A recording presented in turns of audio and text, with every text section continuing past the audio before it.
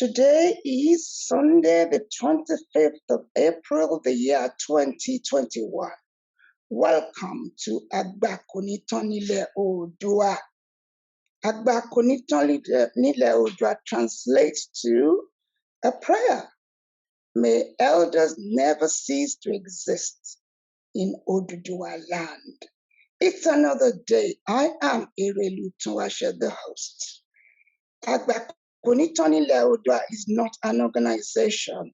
I always say it's my ministry as a traditionalist, and the goal is to ensure we keep misunderstanding away from what we are all trying to achieve, which is to find a way forward to address horrific, complex challenges faced by Yoruba people worldwide, and indeed their neighbors, the Igbos and the Hausa Fulani.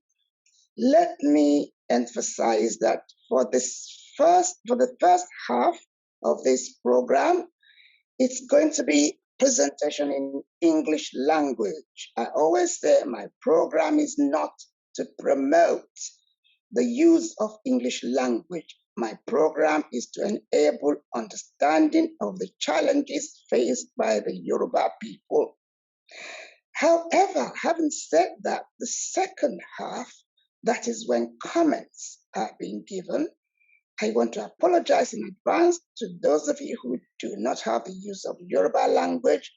Any of my guest speakers, any of the commentators in the Zoom area are most welcome to use Yoruba language.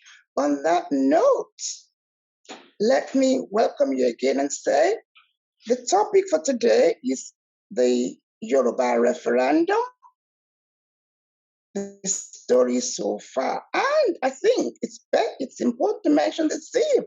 Election campaign is a referendum, true or false. I hope by the end of this program, we'll be able to make up our minds. I thank you for joining me. Let me welcome Frank Bello on the media platform, Liberty Media Communication. Thank you so much for all you do to enable that this program is viewed by many all over the world. I thank you very much indeed. At some point, I will stop to bring him in to share with us comments coming to him from a variety of sources. I also do get comments and questions forwarded to me. Without further ado, thank you to those of you out there for joining me. Let me go straight on to my keynote guest speaker for the day, and he is Alagba Femi Odedeyi. Welcome to you. Over to you. Please introduce yourself as well as you may want to and address the topic for today, Yoruba referendum, the story so far. Welcome.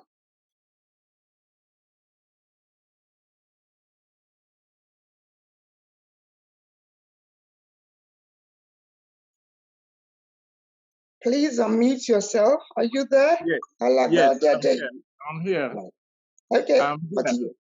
Can you hear me now? Yes, clearly. Yes. Thank you. Okay, good morning. And morning here.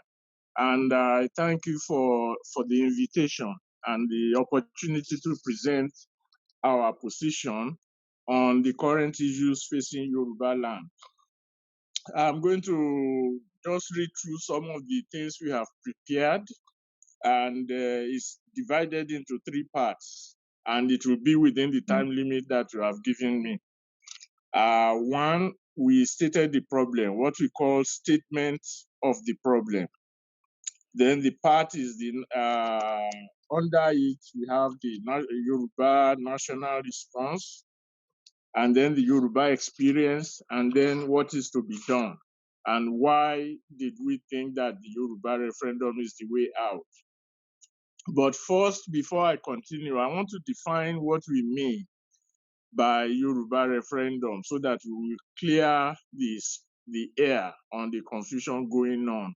May I interrupt you to please introduce yourself? Oh, sorry about that. Thank you. Okay. Yeah, Well, I'm a simple guy. I mean, Femi Odede is my name, and I'm a member of the Yoruba Referendum Committee, which has members in various parts of the world, Nigeria, US, UK, and yeah, I mean, I think that's okay. We've been involved in this thing for a long time, and we feel also at this particular time is a historic opportunity for the manifestation of everything we have been advocating for, all of us, collectively and individually. But my name is Femi Odedeyi. In Yoruba, wọ́n ní Alàgbà Femi Odedeyi. I don't know the English word for Alàgbà, but Alàgbà. So, okay. So we say, what is the problem?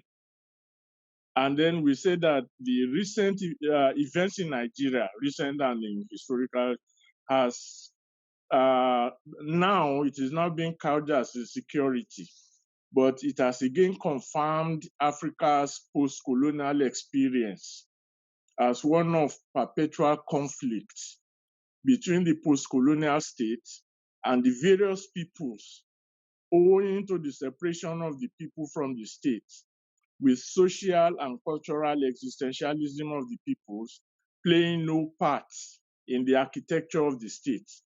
The state thus becomes foreign, alien to the people, resulting in various civil wars across the continent, as we have seen all over the place. So what we are saying is that the post-colonial state that they gave to us at independence has nothing to do with the cultural, historical, existentials of the people they are governing. It is just an apparatus to continue colonial rule, as we know. And that has been creating the problem. Of course, the problem can manifest in various diverse forms. While it is insecurity now in Nigeria, before, one of the reasons the military gave in 1966 when they took over power was what they call the 10 percenters, corruption. From 10 percenters, we got up to 100%. So it's been there, it's embedded in the nature of the state. It's just manifesting in different ways. It will manifest electorally through the elections, 12 2/3, and all the rest of it. So we know that.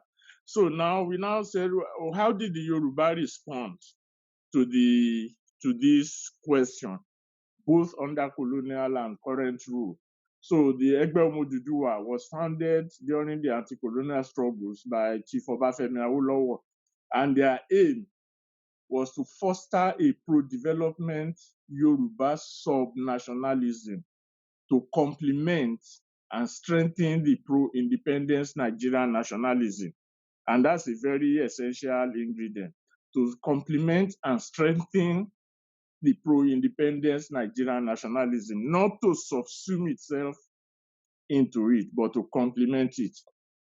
So in order to do that, they went into historical, cultural, and political moves towards achieving their goals and the regional development, which we also experienced. So now, after independence, we know what, when we say the golden era of Yoruba region was during the Western regional system, when the AG was actually in power between 1951 and 1960, so to say. So, and since independence, that colonial state has, started a deliberate move to truncate that complementarity. I said the Egbe Omodudu, I said they want to complement and strengthen pro-independence. So what the Nigerian state began to do is to try to neutralize the action group in the West. And we know 1962, Coca Commission of Inquiry and all that, and all the things that happened, and the military coups. up to the point that during as at the time of the Biafra War, yes, the Awolowo group successfully negotiated the removal of northern troops from Ibadan, from Western region. But it was at the same time that the Biafran troops launched their offensive against the West. We all remember Ogun Ijaore, and all the rest of it. So while we had no troops to defend us, another invading force came in. So we were caught in the middle. So now, based on that and the after effects of the war, we began all kinds of political issues came up in Yoruba land. One, some said we should go to the center, what they call mainstream at that time, that we should go to the center and dissolve ourselves into it and all that and all that. And then the opposition to that came to be known as restructuring.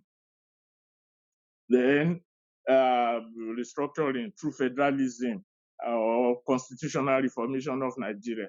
Now the restructuring now is still being promoted today, and I will link it up to the referendum and the question that arises from it.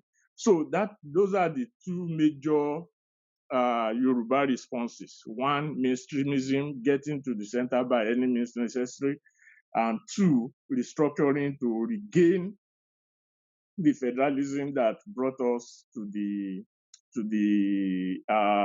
brought us to independence.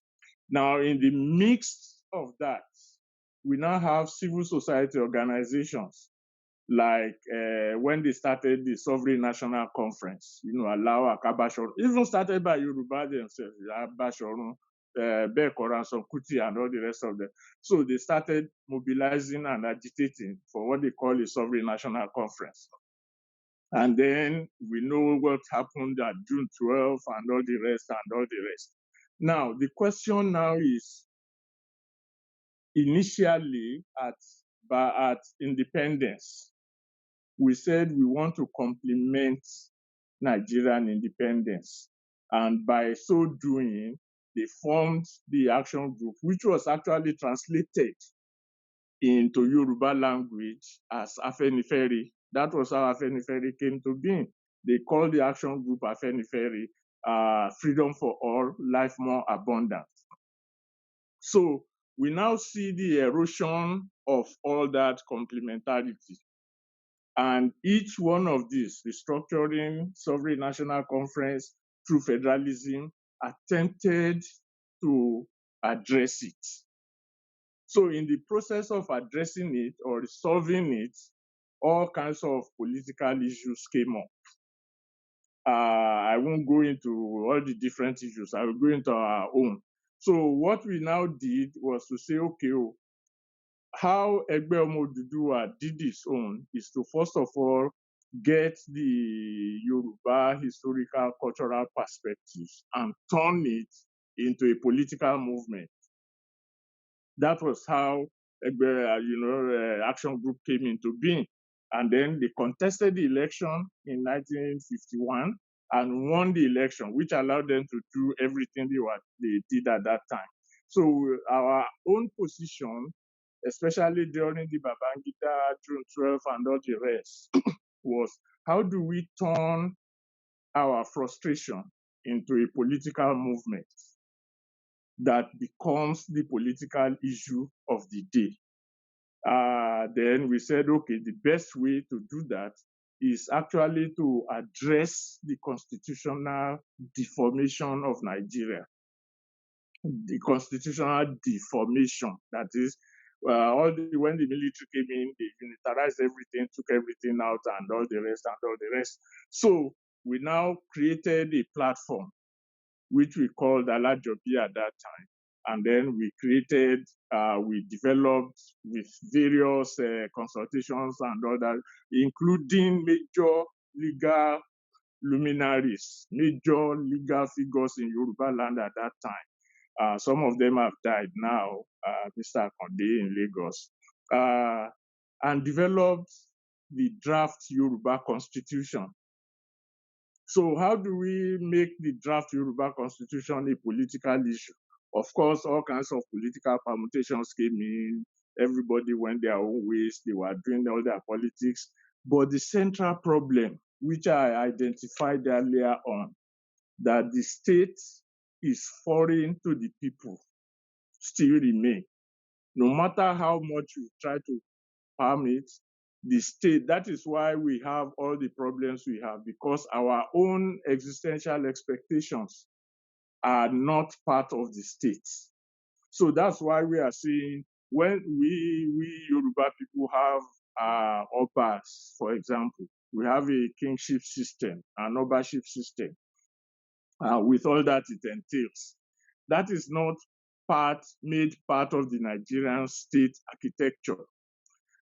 And then you have the sultanate or the emirate system, which is also different from the obaship system, which is also to a large extent not part of the Nigerian state architecture. So the Nigerian state is foreign to the Oba and to the Emir.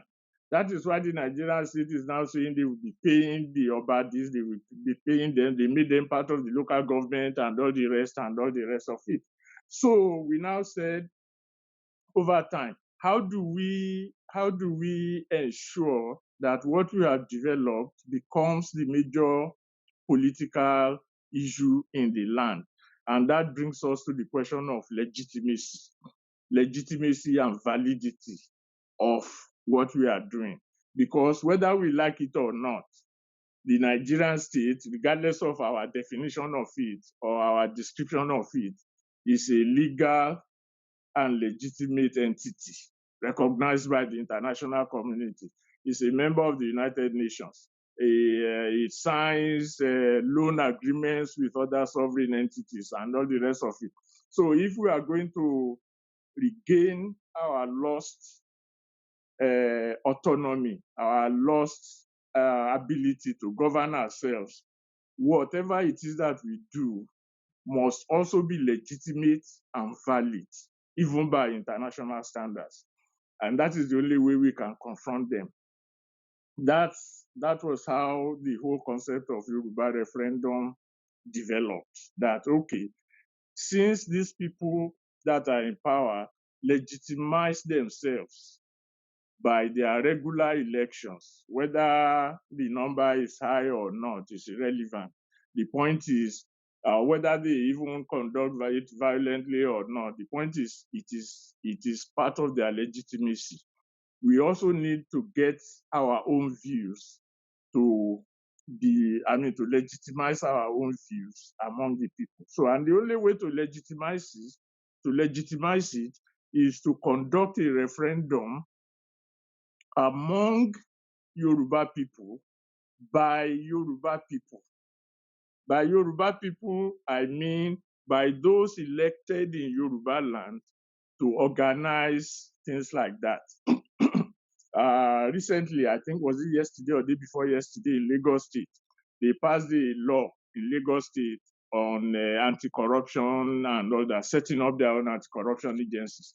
It turns out that the state government actually has the capacity to do that, and we don't need the EFCC. That is the kind of thing I'm saying. So the legitimacy of what we are doing has to be established by those in authority, and there are ways we can make them make them comply with our wishes. We can go into that later during the question period. So what we are now saying is that if we truly believe, and Yoruba people truly believe, that the way Nigeria is not beneficial to them, then we have to register our disbelief and our disinterest in a manner that we show that we know what we are talking about. That's why we said the Yoruba referendum by Yoruba people through their state houses of assembly. And we cannot go to a pan-Nigerian referendum. Like I said, the National Assembly cannot conduct a referendum for us because our members, Yoruba members in the National Assembly, were not elected on the basis of their being Yoruba. They were elected on the basis of their being members of a political party, which is not even a Yoruba-based political party. So their presence there has nothing to do with Yoruba people. So they cannot conduct a referendum for us. That is one. Their deputy Senate president, Omar Gege, once some time ago, said that the National Assembly cannot even make a new constitution. They can only amend what they have. So if they cannot write a new constitution, then how can they come and conduct a referendum for us? That's two. Three, we cannot ask the United Nations to come and conduct a referendum for us for two reasons. One, the permanent members of the United Nations are our colonizers. UK is a permanent member of the United Nations Security Council. UK is also battling with its own Scottish and Welsh problem. So how can they now come and say, oh yeah, you Yoruba people, we want you to go and leave Nigeria? Two, the second part of that is that when we talk of self-determination or even through federalism or restructuring, I will quickly get into that also.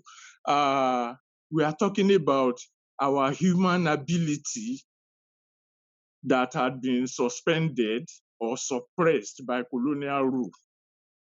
What is the point of my saying I'm a Yoruba man and I want to insist on my Yoruba-ness and my cultural history and historical antecedents, and then go to the Oyibo man to come and conduct it for me? So it doesn't make any sense, aside from the fact that they can't even do it. So those are the three. So we are now saying, no matter how difficult it is, whether the politicians are down or they are not down, that is irrelevant for now. The point is, we Yoruba people have the capacity, because we are human beings, and we have the capability to ensure that we can get what we want within ourselves.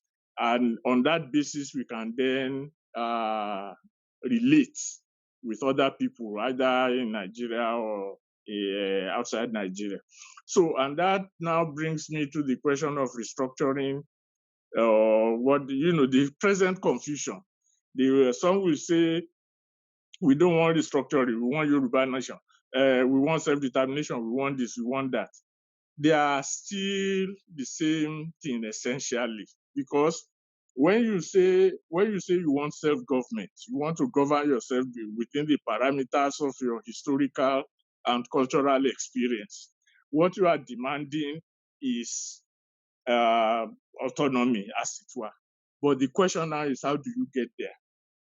So the slogans that you use to mobilize your people can be in any format, as long as you already have a laid out way of getting there. So if I come and say, yes, when they say restructuring and then they link it up with Nigeria, there can only be one Nigeria anyway.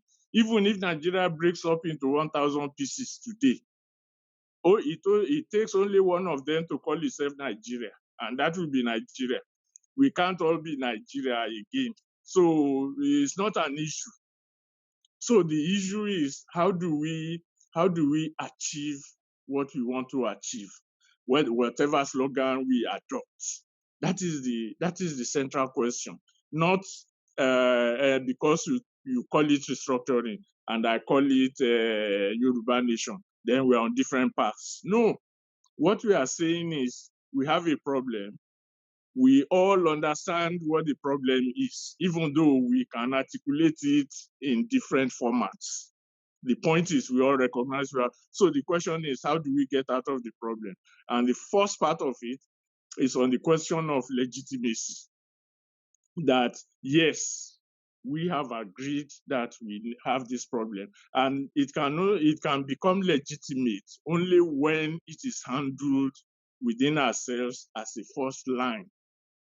If we don't do that, if we cannot do that, our legitimacy will be questioned. Because don't forget, like I said, No matter how we describe the current regime or the Nigerian state and all that, it is still recognized by the international community as a legitimate government. Even if there's a doubt, like what happened in Chad recently, that for whatever reason, they got rid of Idris Deby. What did France do? France immediately came to the side of the military. After the military had suspended the constitution and everything, came on the side of the military and said they want stability, in quote. Stability, stability. So even no matter how we distrust the current regime or whatever, or whether it is Fulani this or Fulani that, the point is the state that is operating, that is controlling the operation, is considered legitimate by those international agencies that we think can just come and be our Father Christmas, as it were, which they are not going to be. So we now said this Yoruba referendum should be our flagship. It should be what every Yoruba organization and every Yoruba individual should aspire and align itself with. That is the only way Yoruba people can can speak with one voice, because it's not just you and me sitting down and saying, okay, Jatipari, Jamo, Aburawamo, we are no longer insulting each other and all that and all that, and we are now friends, and then we start smiling at each other. No, the thing is, if we are talking about, and the referendum is very specific as to what it wants. We have published it. We can still publish it for those who have not seen it. And once you agree with it, and I agree with it, that is already one voice. And that is what we are saying, that what we need to do at this point is to look at the details of what we mean by Yoruba referendum. So far, and this is not a question of arrogance or whatever, among all the various things that are going on, the Yoruba referendum, bill for referendum, appears to be the only one that is specific as to what it wants. It's specific about how it's going to be conducted, specific about what its expectations are. In the event of a yes vote, what do we do? In the event of a no vote, of course, that's a different question entirely. So in the event of a yes vote, what do we do? We have stated what we want to be the kind of relationship we want with other peoples in Nigeria. Even those who are saying they want Yoruba nation now and all that, you still have to relate with other peoples in Nigeria. Otherwise, you will have a Yoruba country that will have to be fully armed, because you are going to have enemies on all sides, and you will be in a perpetual state of war. And that is not the kind of future we are looking for. That we are human beings. Because we are human beings, we can also anticipate a future. We can also create a future, because the future is actually in the present. You will not be fighting against what you think is wrong if you don't have a conception of what you think is right. So that is what we will now put down as your charge. And then it will allow you to create a pathway towards achieving it. So that's why we say we have started a petition on change.org. I think we will post the petition on the link to the petition on the chat room for those who may not have signed. And we have almost reached about 8,000 now. At every 5,000 signatures, we take it to the state houses of assembly and the governors. And we did that when we reached the first 5,000. We submitted it to them, including the bill and everything to them. So when we reach 10,000, we are also going to do that. So what we are now saying is, if we all agree, and we all agree that there needs to be a solution to the problem, there is a specific roadmap that has been laid out. If we all embrace that specific roadmap and then compare our legislators to carry it out in Oyo, Ogun, Lagos, all the Yoruba state houses of assembly. That is the first step towards confirming legitimacy on this. And when we say we have stated exactly what we want, we said, okay, if there's going to be a Nigeria, a federal Nigeria, it doesn't require somebody from Kano to come and contest election for presidency in Lagos, or somebody from Lagos to go to Kano to go and contest election for the presidency. All it requires is, okay, whether we call it zones or whatever, the Yoruba people elect someone among yourselves to represent you at the federal council. All the other peoples can also do the same. Let them elect whoever they want to elect, or select whatever the way they want to do it. They will form a federal presidential council. One, that has reduced the question of money in elections. It has reduced the question of whether it is zoning or no zoning or whatever. They can zone it among themselves. So when they get to the federal electoral council, they can zone it among themselves. So it has reduced a whole lot of problems. And then among them, they can choose whoever they want to be their leader. And then we said for ourselves, for the Oduduwa Yoruba land, we will run a parliamentary system which will also reduce the influence of money, in politics, like Erelu, for example. If Erelu wants to contest for legislative assembly in Ogun State, she doesn't need to come to Ibadan to come and campaign. She only needs to campaign, sorry to use her as an example, she only needs to campaign in her locality, and just everyone else. So the kind of expenses, the kind of expectations will be different, because you'll be responsible to your community, and the people in your community will know you. They will know who you are. And then what you sell, quote unquote, what you sell to your people is not the money that you have, but the character that is in you, because they can easily see you. Okay, so that is that. Then we now talk about the judicial system, that we will even have our own Supreme Court, which we used to have in the region before they cancelled it, when they brought in the 1963 Constitution. So we have our Supreme Court. All matters will end at the Supreme Court of the region, our own Supreme Court, not the Nigerian Supreme Court. I have allowed you extra 10 minutes, so please. Oh, sorry. I'm sorry about that. No problems, no problems. I'm sorry. Okay. So, thank you. So we have our own Supreme Court, and of course the lower courts and everything. Of course, our own policing system, and our own economic philosophy, which is very important. In fact, that is the crux. That is a major part of the thing. It is not just having a country that matters. It is the economic and political philosophy that runs the country that matters. That is why we said when culture and your existential historical things are not part of the architecture of state, it becomes a problem. Why did Awolowo's regime succeed? They had an economic philosophy, what they call in development economy as developmental economics. That was why they created the Western Nigeria Development Corporation. That was how they came up with the marketing boards and all the rest of it, to make sure that the economy is able to stand on its own. We are without fighting the British, we were still under the British at that time, but they were still able to get their welfareist politics, because again, the welfareist policies they were doing at that time also aligned with some of the policies inside Britain itself.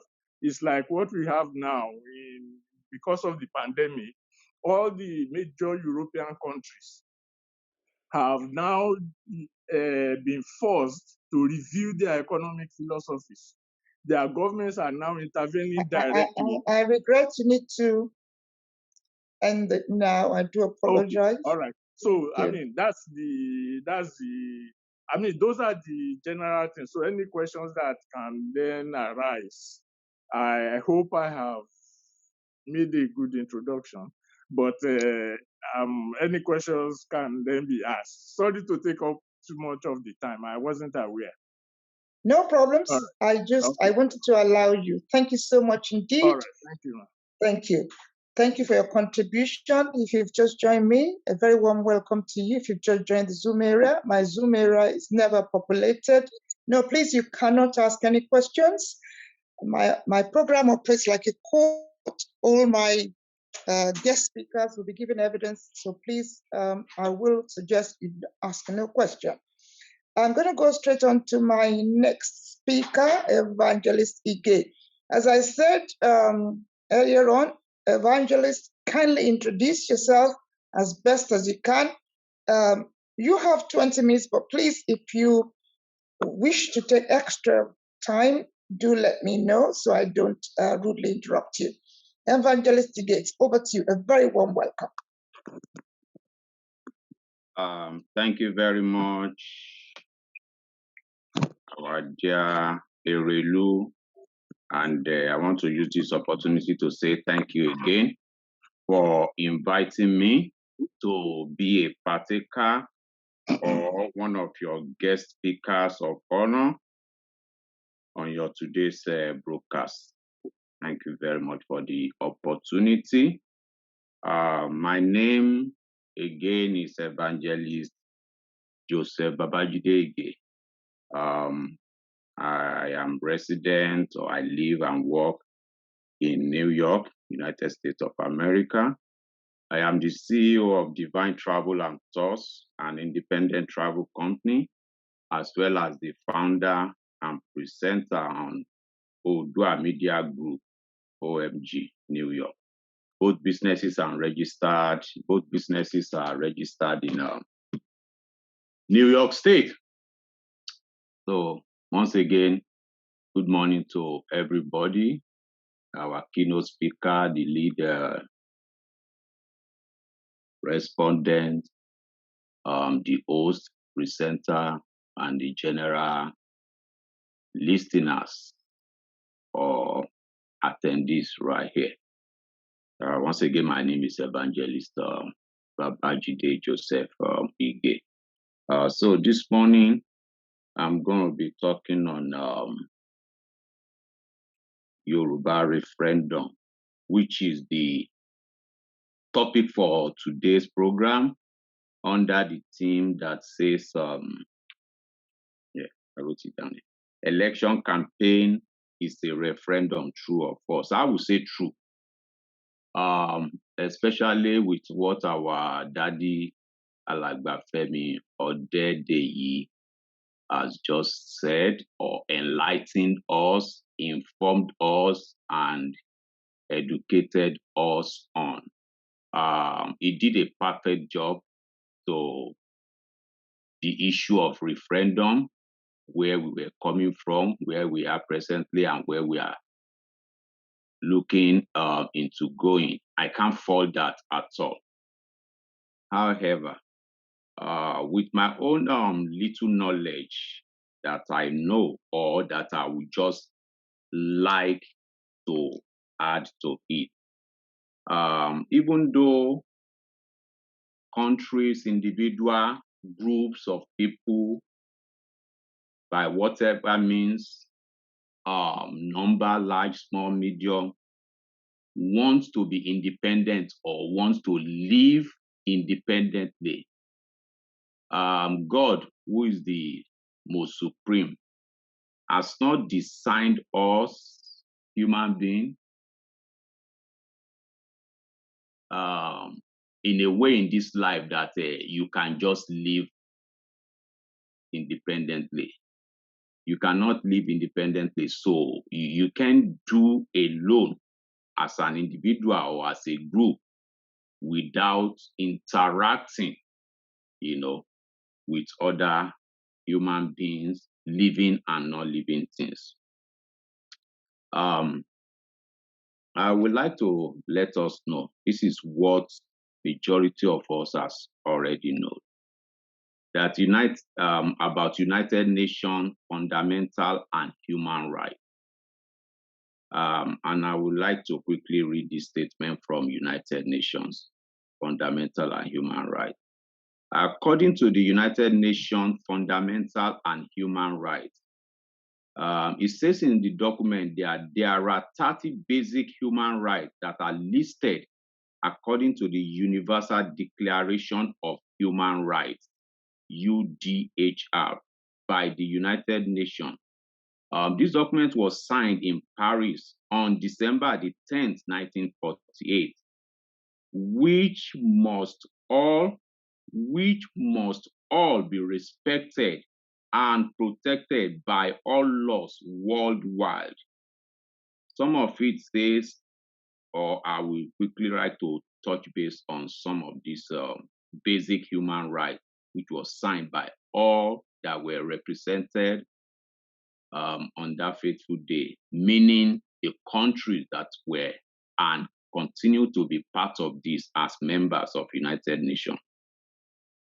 That all human beings are free and equal, that there must be no discrimination. There must be rights to nationality, meaning that everyone has a right to a nationality, that no one shall be arbitrarily deprived of his nationality nor denied the right to change his nationality, that there must be freedom of opinion and expression. There must be rights to assembly or assemble, that everyone has the right to freedom of peaceful assembly and association, and that no one may be compelled to belong to an association or a country or nation that he or she dislikes. I will not take too much of our time, so I do not run out of time, even though the host has told me that I have the privilege and the honor to take a little bit more time, but I would like to consider other guests honor that will be speaking. So, fundamental human rights starts here again. It says that human rights are the most fundamental and important of rights, that they are the right that the government in the United States, this is fundamental human right, according to United States Bill of Rights and in United States Constitution, that they are the right that the government in the United States spelled out in the Bill of Rights and the Constitution of the United States of America. And they are the rights that the United Nations aim to protect for all people. If we hear that very well, these are the rights in the Bill of Rights and the Constitution of the United States of America, where I'm privileged to live and be a resident. But then, these rights are being adopted by the United Nations, and they aim to protect for all people of the world, regardless of where you live, especially whether if your country sign up or is a member of United Nations or not. And it continues that these rights will exist even without government protection or intervention. Examples of human rights are the right to life, the right to the pursuit of happiness, the right to freely exercise your religion and practice your religious beliefs without fear for being prosecuted for your beliefs, the right to be free from slavery, the right to freedom of speech. You have a right to freely associate with whomever you like, to join groups of which you will like to be a part of, which simply means that the right to associate and the right to disassociate or dissociate. This is one of our many reasons for the formation or looking into formation of Yoruba independent self-determination nation, to bring it together and to align it with the theme of this program this morning, election campaign is a referendum, true or false? Yes, true. Yoruba referendum is story so far. So looking at this dissent, we know that we have international law, especially presently in Nigeria, Yoruba land. The 1999 Constitution, which the government of Buhari, the federal government of Nigeria, still believes on their own that it is what is still being used. I'm sorry to say, and I'm sorry to tell them that this constitution is no longer binding, because the amalgamation of 1914 that brought all the races and the regions of Nigeria together has long been expired. It has long been expired. And then the 1999 Constitution was put together by the military government under the Abdul Salam. And it is bombarded. It is too much a fraudulent constitution, a fraudulent document. Yoruba people have now woken up that we can no longer continue with this. So therefore, we would like to stand alone as an independent Yoruba self-determination autonomous nation. So therefore, we can form our own government, control our resources, take care of our people, make life better for our people, and do things on our own. So therefore, before we can go ahead and do this, there are stated steps and goals accepted by the international community.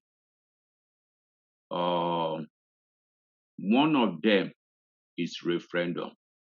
We do not pray for war. We don't want people to be killed. We don't want to go that route. So therefore, we want to go the diplomatic way, which now results or is taking us to look at the way of or through referendum. I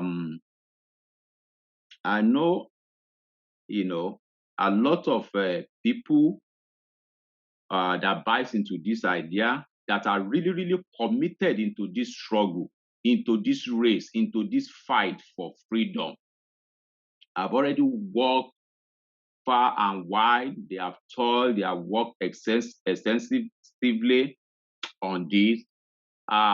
Based on my understanding, United Nations and superpowers of the world, the G8, the G20, I believe and I understand that they will not just jump or come to Nigeria to say, okay, we are going to conduct referendum. I understand it doesn't work that way.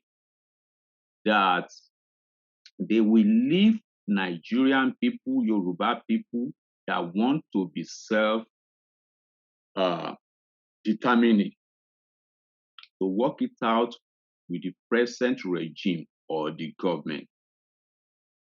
That it will get to a stage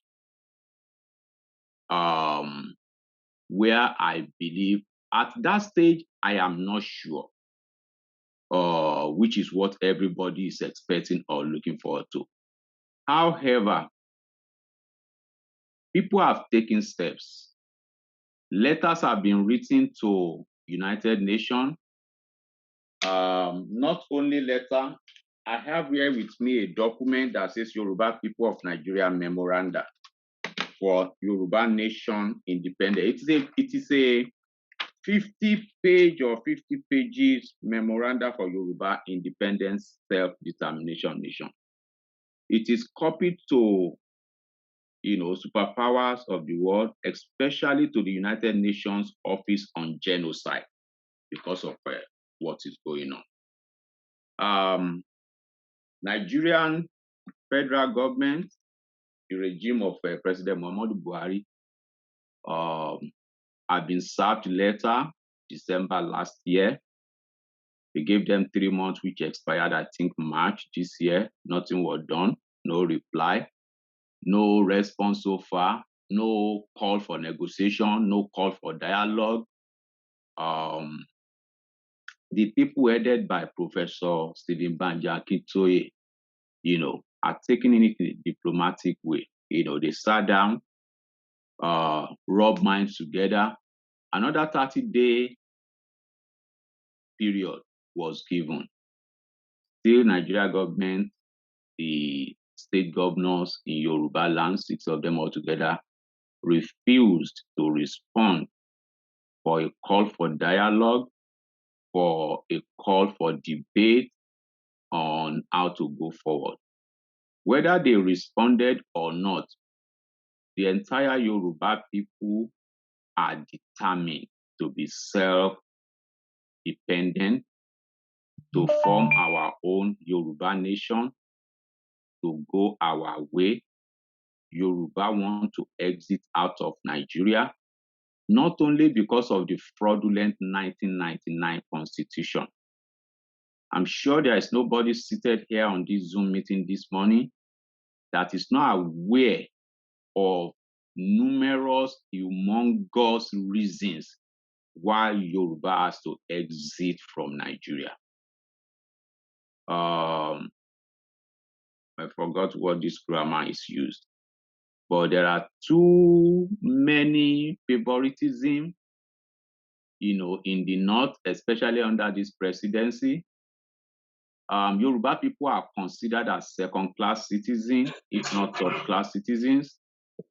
Appointment into juicy positions, ministerials, other parastatals are skewed towards the northern Hausa Fulani oligarchy. Not that alone. If Yoruba and Igbo people have been left to run their business, take care of their life, it will have been better.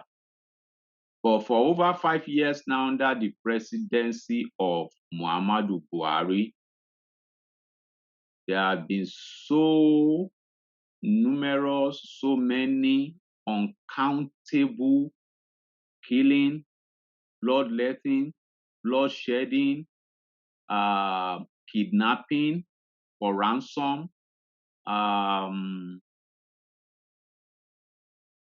trespassing on people's land, property is just too much.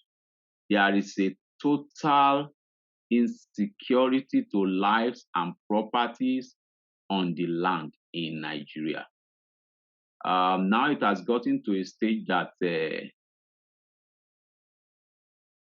nobody, no life is at peace in Nigeria. 3 minutes, please. Both the common men, women, the politicians, governors, senators, nobody's life is safe and secure. And so therefore, we cannot continue to go like this. So Yoruba people want to exit out of Nigeria. Yoruba people want a self-determination, independent nation. We want to form our own government, our own constitution, and we want to control our own resources. Conclusively, we do not want to go to war because we all know, or they say that you can only experience or see the beginning of a war. You don't know the end or how a war will end. So at this point, this is why Yoruba people are still going the diplomacy way for a referendum to happen whenever it is going to happen. Thank you very much for the time. Thank you very much indeed, Evangelist Ige. If you have just joined me, I am Erelu Tsawashe. And as the program is on, I am delighted to say it's been watched by thousands of people on the platform of Liberty Media Communications. Frank Bello, thank you very much for joining me. As I said, if you've just joined me, permit me to repeat a couple of things before you arrive. This program operates like a court. My guest speakers of honor presents us with information backed with evidence to justify the topic for today, which is Yoruba referendum, the story so far. In particular, election campaign is a referendum. Evangelist Ige, thank you so much indeed. I'll go straight on to my next speaker. I have two further guest speakers of honor. Party 2 Yoruba Referendum Committee, headed by Alagba Femi Odedeyi, and they constitute what is today known as Yoruba Referendum Committee. They are not an organization, they are not new.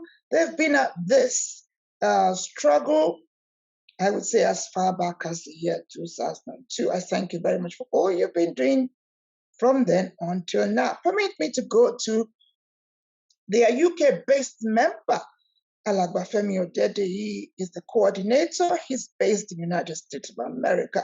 Let me go to their UK representative and permit me to remind you again, dear guest speaker of honor, once you take the platform, I wish you to introduce yourself as best as you can. Ogbeni Oludare Oyerokun, over to you. Please unmute yourself.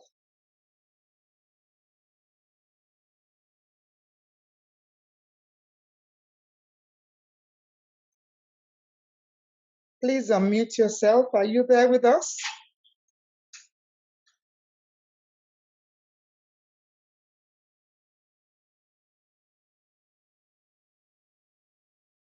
I don't know why your hand is raised up, Alagba Odede. You know I won't allow you. Yes, unless I the want person's to point of speak information. I always say, yes. don't speak like that. Please do not speak until I say you may. I beg of you.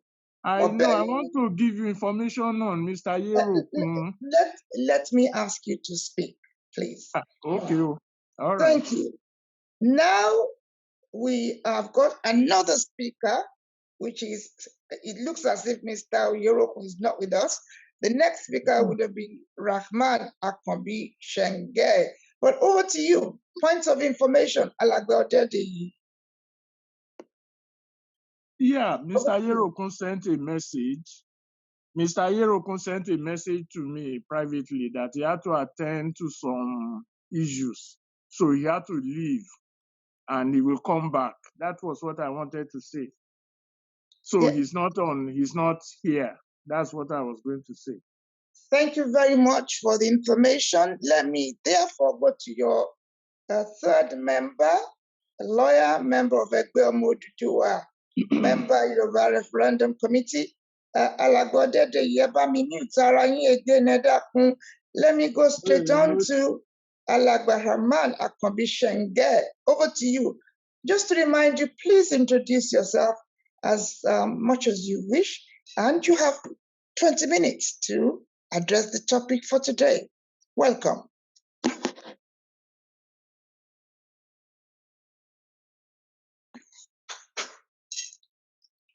Alagba Rahman Akmbi Shenge, are you there, or Shenge? I do apologize, I may not pronounce well. Alagba Odedeyi, is he with us as well? The other member of your committee? Yeah, apparently is not. Okay. Yeah, but Mr. Yerokun sent a message. That's the one I got here. Yes. Okay, no problem. I guess we've heard from at least two very important members of the bench, one in opposition of which I don't necessarily mean that they totally disagree or there is any disagreement. Maybe it's time for me to bring in our lead respondent. What is the role of the respondent? He's been listening to what is being said. And I'm going to welcome in a moment very firmly said, I would like him to respond to what he has heard. And that is Chief Dr. Shola Oni. Again, I will invite him to introduce himself. Welcome to you, Chief Dr. Shola Oni.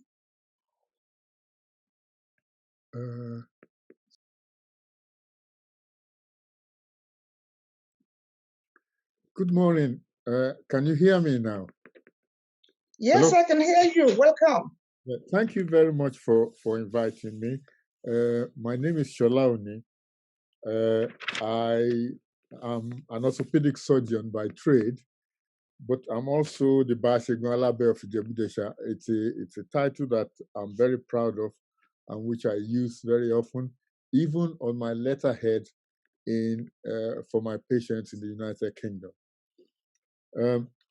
Thank you very much for asking me to make brief comments on the two presentations that we've had.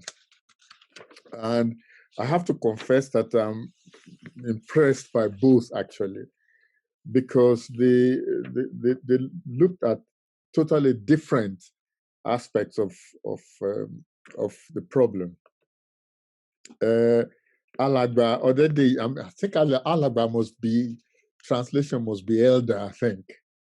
Alagba Odede really encapsulated a lot of what we should be talking about.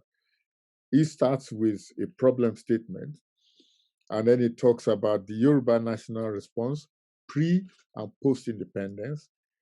Then he talks about the Yoruba experience, not an awful lot of it really, but he did talk about the Yoruba experience, and he also talked about what we should be doing at the moment. Now, and he really tells us that although we're couching everything in terms of insecurity, but in fact, this is a colonial legacy which has given rise to a perpetual state of conflict. And it says that is because the state is foreign and alien to the people. And he gives reasons for this. And a very good example, which I was very impressed with, really, was reference to our indigenous governance with our Oba and Co. That, we have a constitution that is written that excludes a major part of our culture and our history. And then he talks about the Yoruba response in terms of the action group Egbe Omo Oduduwa. In fact, I very well remember the 1959 election and Awolowo writing action group on the sky. When I was a child in those days. And Alagba then talks about what happened after independence. I think the golden era was between 1954 and 1959. I think post-independence, everything started to go downhill from that state. And he talks about how, if you like, in inverted commas, the rest of the peoples of Nigeria ganged up on the Yoruba. And I've written about this myself. And then he talks about the Biafra problem, which I'm glad that he mentioned, where after after it had been agreed for troops to leave the western region, the Ojukwu and Co then seized the moment to attack the West. And we now get to where he was talking about the situation in the 90s, where some Yoruba wanted to get to the center by sponsoring the Sovereign National Conference concept. And the others were at that stage had been talking about restructuring to get to the state of federalism. And he talked about everything changing, particularly after Babangida came into office, and how he turned what was frustration into a crisis, really. And the idea of the Yorubas wanting to address what he called something I've never heard of before, constitutional deformation of Nigeria. I'd never heard of that before, which then led to the creation of a platform, the Alajobi platform. And at that stage, they then developed a draft Yoruba constitution, which I'm very pleased seems to have been based on the concept of Yoruba sovereignty, or Yoruba governance, if you like, which is based on the Oba system of governance. He then goes on to talk about those of us who want whatever it is we want, whether it is restructuring, self-determination, independence, that we have to find some form of establishing legitimacy for what we are trying to do. And this is where he says the concept of Yoruba referendum comes in. And he, from what I understand, unless I've got him wrong, was expecting the Yoruba leaders or leaders in Yoruba land to set up this referendum. And in particular, I think he mentioned the state houses of assembly as being the vehicle by which this could be done. And this is the only part of the presentation that I'm not clear about, but I presume he's going to talk about it subsequently. And this is that how do you compel the state assemblies? How do you compel them not just to have an interest in setting up a referendum, but in going through with it?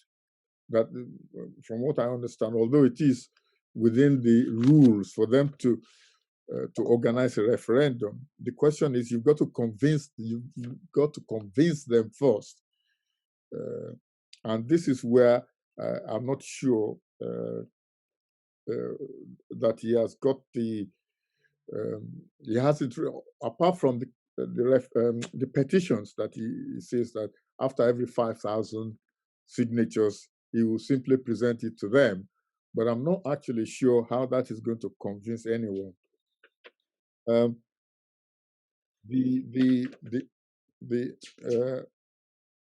Where things becomes interesting is actually from what Evangelist Igeden went on to be talking about, where where I was very impressed with him was actually establishing that there is a right for the Yoruba to live if they want to live. And he, as I understand him, what he was saying was that the rights of peoples to self-determination exist even without government protection. And I think he is right in that, in actual fact.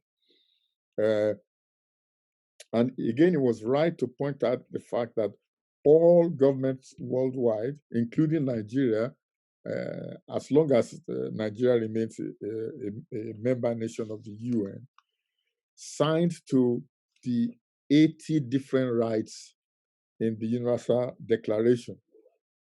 In effect, Nigeria says we agree with everything that has been written in that declaration, and I think if my memory is correct, that there was an ECOWAS case in which this was actually brought up.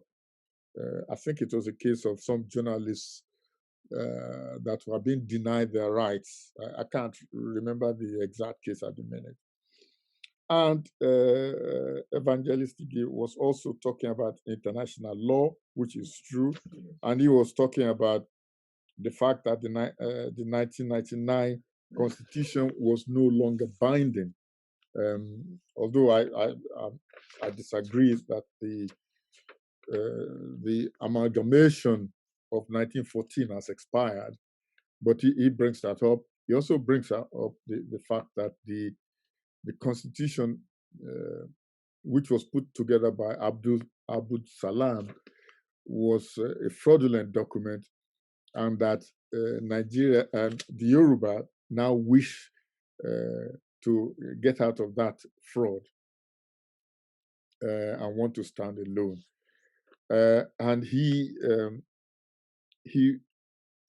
rightly points out that the UN and the superpowers may not come to Nigeria to conduct a referendum for us, which is more or less what the Alagba said earlier. And therefore, those Nigerians or the Yoruba who want self-determination or autonomy or whatever it is they want will have to work out some sort of process by which this is to be done. He hasn't offered his own solution to this, but he mentioned two interesting things. He mentions the letter that has been written to the UN, and I will confess that I have written 3 letters to the Secretary General myself. And he also points out something that is exceedingly important, and that is the indifference and lack of response by the Buhari government. That the Buhari government is absolutely uninterested. So, for example, the letter that was written by the Ninas group, which required or requested for a response within 90 days, was just ignored.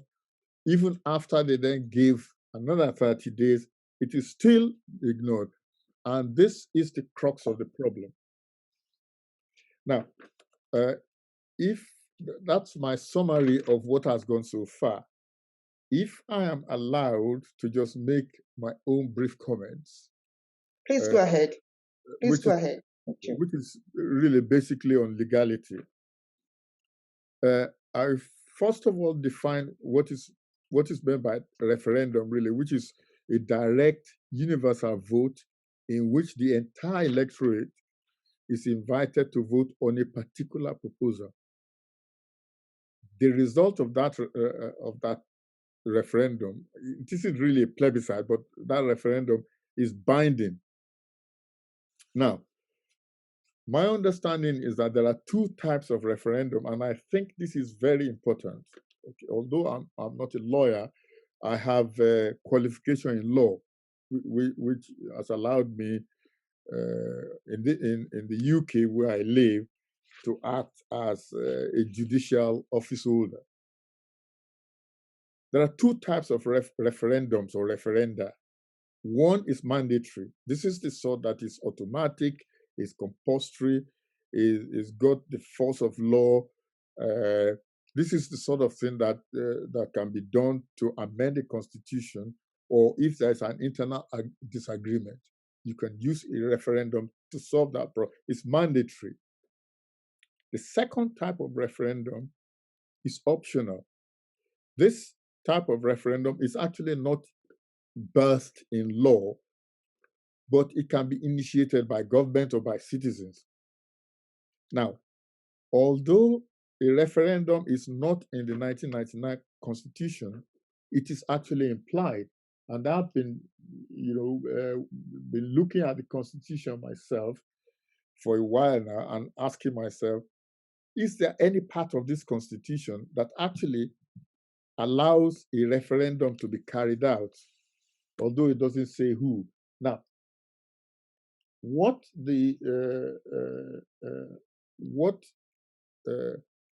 Section 14 or Chapter 14 or Chapter 2, Section 14(1)(2) says is this: that because the people or the sovereignty belongs to the people, technically or in effect, a referendum can be held under that provision. the sovereignty belongs to the people. So it is for the people to decide how they wish to be governed. So it isn't just a matter of elections. It is also according to the Constitution of Nigeria, as I said, 1412. It is also according to this Constitution that because the sovereignty belongs to the people, a referendum can be organized on that basis. And I also noticed that under the items 67 and 68 of the executive list, which is Chief Dr. Oni, I'm not going to be allowing citing Constitution because the people of Nigeria has already agreed that that Constitution is a fraud, which started with we the people. So we cannot be going backward on the fact that we have agreed it is not a constitution, it's simply an instrument. Okay. So I would like you to focus on the validity of the referendum. Yes. Any suggestions? I will come to that in a minute. Thank you. The reason why I brought this up was what the Alagba said earlier, which was that regardless of what we think, the world out there regards Nigeria as legitimate, regards Buhari as a legitimate president. Correct. So regardless of what we think, this is what the outside world thinks. And therefore, we need to ask ourselves, how do we operate within what the outside world thinks? And that's why, in fact, it was when he was talking that I started looking at the Constitution to find out. I know that. I know that. Please proceed. I know that. Please proceed.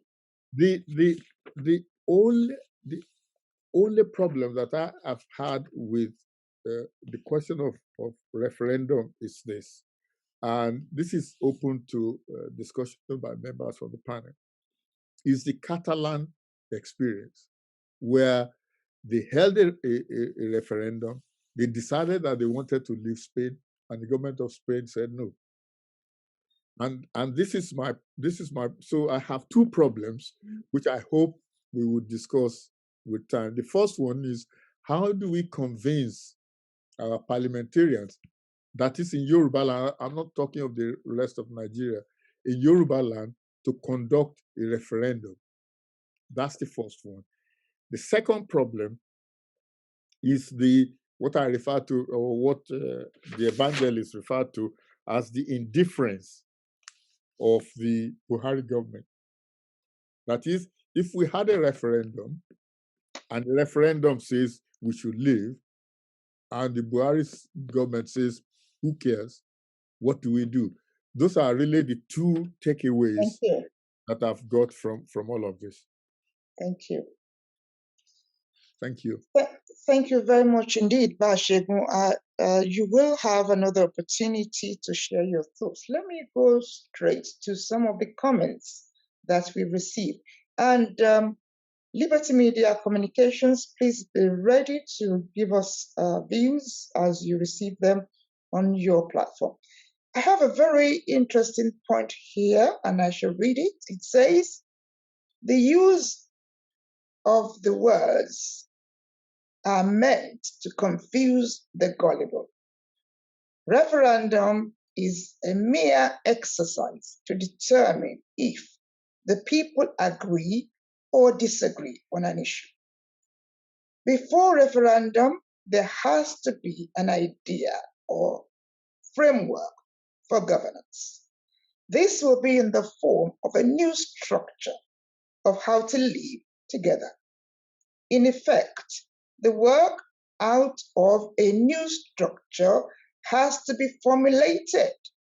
It will then be followed by a vote to accept or reject by the citizens, referendum or plebiscite. It beats me why otherwise educated persons becomes easily confused. That came from Alagba Fakbomuda, who I know I tried to bring him straight into the Zoom area. At this junction, we're coming to the last half of my program. If you wish to communicate in Yoruba language, Wonderful. Let me go straight on to Liberty Media Communications. Any thoughts you wish to share with us? Mr. Bello, over to you. Yes, Erelu, we've got a few handful of people. I'm going to take the very first ones from the bottom of the stream. Taiwo Banso, I'll be posting them onto the stream. Taiwo Banso, thank you very, very well. Thanks, Erelu. The Constitution is a fraud and cannot be a basis for any submission. And again, here, he gladly said Yoruba political and office holders who cannot speak out against killing, atrocities, and the destruction of Yoruba agriculture businesses cannot be a voice to champion the Yoruba cause. And Demi Kingswell here thanked the evangelist who submitted his own presentation. Now, here we've got another interesting one. Timmy Kingswell again, who said, we don't want any politicians to conduct or champion any referendum for Yorubas. They can't be trusted. Erelu, I'll hand over back to you. Thank you very much. And I think that is what we must focus upon, because the whole of, earlier on today and yesterday, there was a lot going on the social media network. People saying, we don't want certain people to conduct the referendum. We already been told that United Nations is going to come down and go and do this. So I think we will be doing injustice if we don't ask the question, who is best to go ahead with this very important exercise called Yoruba Referendum? I have had a submission from Yoruba Referendum Committee saying it is in recognition of the fact that a government is in place, and it, one dare says, a responsible government like my government, the Conservative Party government of the United Kingdom. Once upon a time, we had a referendum when Scotland decided it wants to be out. Why then wouldn't we have a government of the Federation of Nigeria? It's a federal republic, it is federation. Why on earth are they ignoring the cry for a solution? The Igbos have been saying they are fed up. They want to divorce this husband called Nigeria for a very long time. Nigeria refused. Some would argue that assisted by Yoruba, Igbo hasn't been able to leave. Later on this afternoon, I'll be welcoming the people of Middle Belt, the Hausas, who will be talking about their plight in the under the administration of the current regime. So let me be focused. And as I said, please speak Yoruba. Oni ta ló tọ́, ta ló yẹ láti ṣe ìwádìí fún wa. Aláṣemọ́. A ti gbọ́ wípé nígbà tí wọ́n gbé ètò kan jáde, ìlànà ọmọ Oòduà ló gbé jáde pẹ̀lú àwọn tán wà ní Middle Belt. Wọ́n fún wọn ní 90 days. Wọ́n ní tán bá ti dá wọn lóhùn, àwọn ò ṣe mọ́. Wọ́n dẹ̀ ni wọn ò ṣe mọ́. Ibi tá a wá bá dé ń sìn. Ta ni ó lẹ́tọ̀ọ́, ta ló yẹ láti ṣe ìwádìí? Who really should be in the best position to carry out this important exercise? For far too long, we hear this nonsense. Unity of Nigeria is not negotiable. We prove on this, my program, that it is negotiable. Now, we need to move on. Who is best? Thank you, Bashegun Alabe. Bashegun ní àwọn tá ní pọ́n wá ṣe referendum wọn dá yín lóhùn. Agúnlá, agún tẹ́tẹ́, ibẹ̀ náà wà. Agunla, Aguntete. They are not even listening. But having said that, recently the newspapers suggest that federal government of Nigeria is set to invite a British envoy, Ohaneze and Afenifere, to UK. They are coming from Nigeria. The British envoys, the representative or representatives of Ohaneze and Afenifere going to come to UK. It's not new for somebody like myself who's been in British politics for 36 years. We've had this before. When Sharia was being proposed and I didn't read it in paper, I happen to have the privilege of being there to preside. So let me make it quite clear that there is already a plan being proposed by federal government of Nigeria. And Afenifere is going to be the organization to represent the Yoruba, no doubt. Ohaneze, the Igbos. Now, are we going to ensure Afenifere, should this meeting in UK take place, be emphasizing that a referendum needs to take place? Or would Afenifere be restricting the negotiation to just one agenda item, restructuring? Let me not take your time any further. Let me invite Alagba Fakonda, a retired civil servant, quite skilled and experienced. I hope he's here in the Zoom area. I'm going to invite you in a couple of minutes to please comment on what is going on. But let me go straight into the chat room and read out some of the things that have been posted. Let's see what's been posted. Right. One says, thank you for sharing the link for both Liberty Media Communication as well as the petition on Yoruba referendum. Frank Olalaye says, can we file a case in a world court in Hague to be self-governed since the amalgamation has expired? From Femi Odedeyi to everyone, there is no expiration to anything. Colonialism is a political issue. The Yoruba have been participating in all Nigerian issues with or without amalgamation. Amalgamation is an instrument of colonial rule. To address it means neutralizing colonialism itself. Yes, the world court can be approached, but on what standing? Local standard, we will say. Let me go straight on to Frank Olale again. Approach the world court on the expiration of the binding authority called Nigeria, and that the Abacha Constitution was not properly signed by all representatives of the country. This approach will make us to be fighting on all fronts for the same cause. I go straight on to Solomon Oluwabi. Frank, can you provide more information on so-called expiration? That is, what do you mean by stating the amalgamation expired? Back to Frank Olalaye, land ownership in every country lasted for 100 years and expired. At what point does the amalgamation that binded the Northeast and Western Nigeria together expired? Is this 100 or 200 years? He continues, if we are able to get this right, then we can file a separationist, just Northern Ireland in England.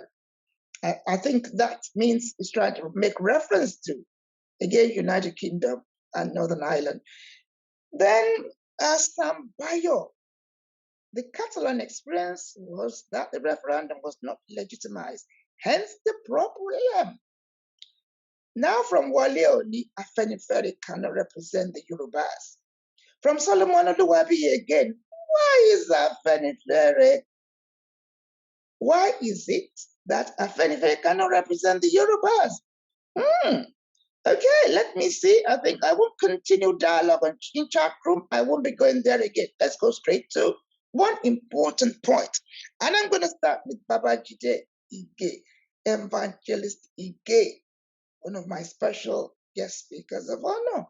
Who is best to go ahead with this referendum?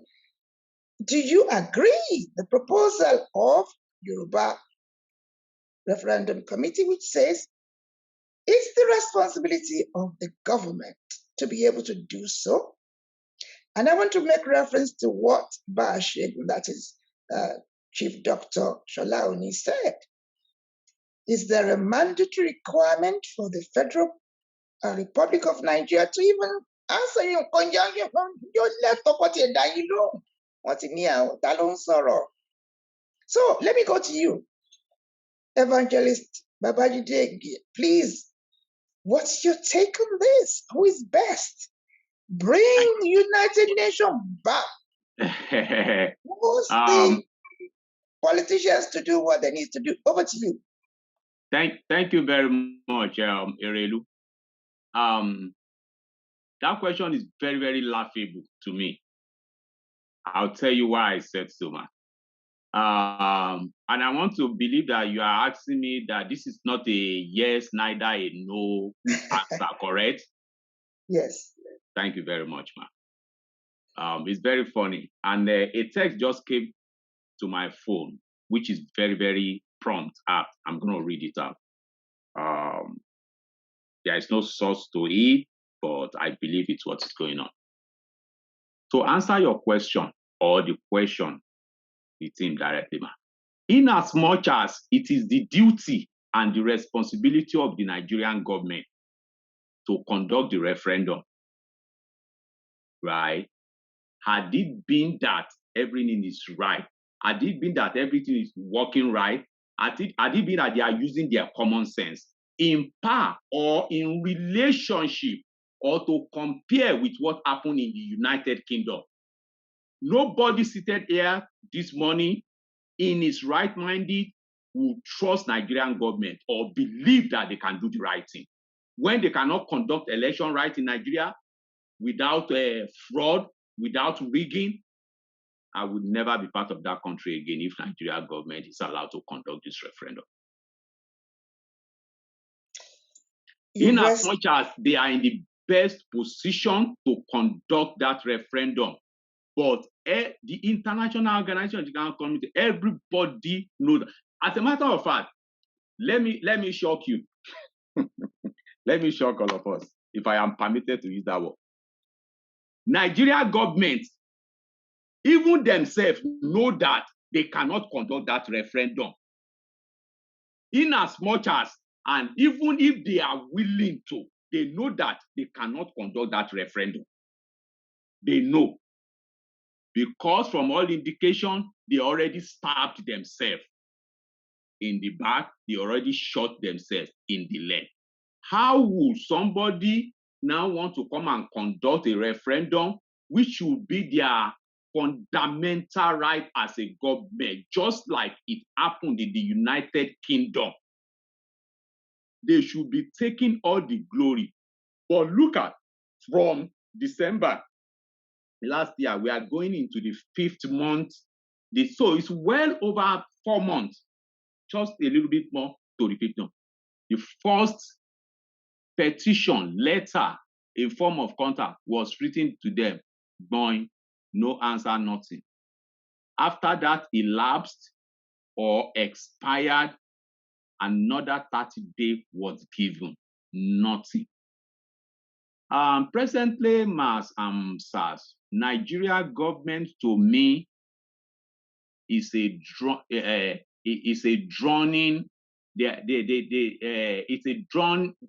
swimmer that doesn't know how to swim, but that now jump into a ocean. They're already drowning. They are just struggling for bread. No idea, nothing. I'm going to quickly read this to us. Just came in. It might help. Because the reason why I'm reading this is that I believe that from every rumor or humor, there must always be an iota of truth. This says that updates on Nigeria referendum, restructuring, and asylum. This is very important information for The United Kingdom withdrew the asylum because of United States advice and not because of Nigerian government protests and threats. Classified reports. United Kingdom took the advice of the United States that asylum to the persecuted Biafrans is not the best option, but rather to focus towards restructure or referendum. During the meeting between the United Kingdom and the United States, officials of the Biafran agitation for self-determination, mind you, there are a lot of work, underground work going on in Nigeria, federal government of Nigeria, the politician, the House, the Senate, the House of Rep, the Biafran, the Yoruba people, just like we're doing here, the United States government, the United Kingdom. If not, why did we just experience United Kingdom military in Nigeria? That let me raise the point of order. Not evidence that you can advance in support of the matter before. I want to thank you for your contribution. Unless there is any further point, I have been sent a message by Alagba Elder Femi Odedeyi, a point of information he's seeking to correct. So unless there are crucial points you still wish to raise, I want to go straight on to Alagba Odedeyi. Any further evidence you want to advance in support of the question I raised, which is further cross-examination of yourself? And the question is, who is best to conduct this referendum? We have established that it's necessary. Who is best? Yeah, thank you very much, Ma. Who is best to conduct the referendum in Nigeria, as far as I'm concerned now, with examples in the recent past that has happened, is the United Nations, and they are not shying away from their responsibility. Anything short of United Nations coming to Nigeria to conduct the referendum based on their set down rules, motive, and everything, it's not going to be. It's not allowed. And that's where I'm going to leave it, because I don't want those who are watching us to not have a clear idea of the position of your good self. Thank you for your contribution again. I go straight on to Elder Femi Odedeyi. Please, I would like you to advance information to enable the viewers, the listeners, to be very clear on the question, which is further cross-examination of yourself. Who is best to carry out this referendum? Okay, thank you very much, man. The clarification first. We are not asking the Nigerian government to conduct a referendum. That's not what we are talking about. And it is in all our documents. Now, in direct answer to the question, we are saying it is the responsibility of the various houses of assembly in Yoruba land, Lagos, Oyo, Ogun, Ondo, Osun, and Ekiti states, to pass a law for that referendum and to conduct the referendum inside Yoruba land by Yoruba people. Now, that provides us with the legitimacy that we need. If the United Nations is even going to take us seriously, that was what Governor Akeredolu said in response to Professor Banji Akintoye when they made their ultimatum. Governor Akeredolu said, where did we Yoruba agree to what you are saying? In fact, he used the word referendum. He said, where did the Yoruba conduct a referendum? So that shows that they also, that is those who are in government, that is the governors and the House of Assembly, can be pressurized. We can go into details of how to do that later. But now, What we are saying is that because of what they call real politics in international diplomacy, yes, a lot of meetings are going on and all that.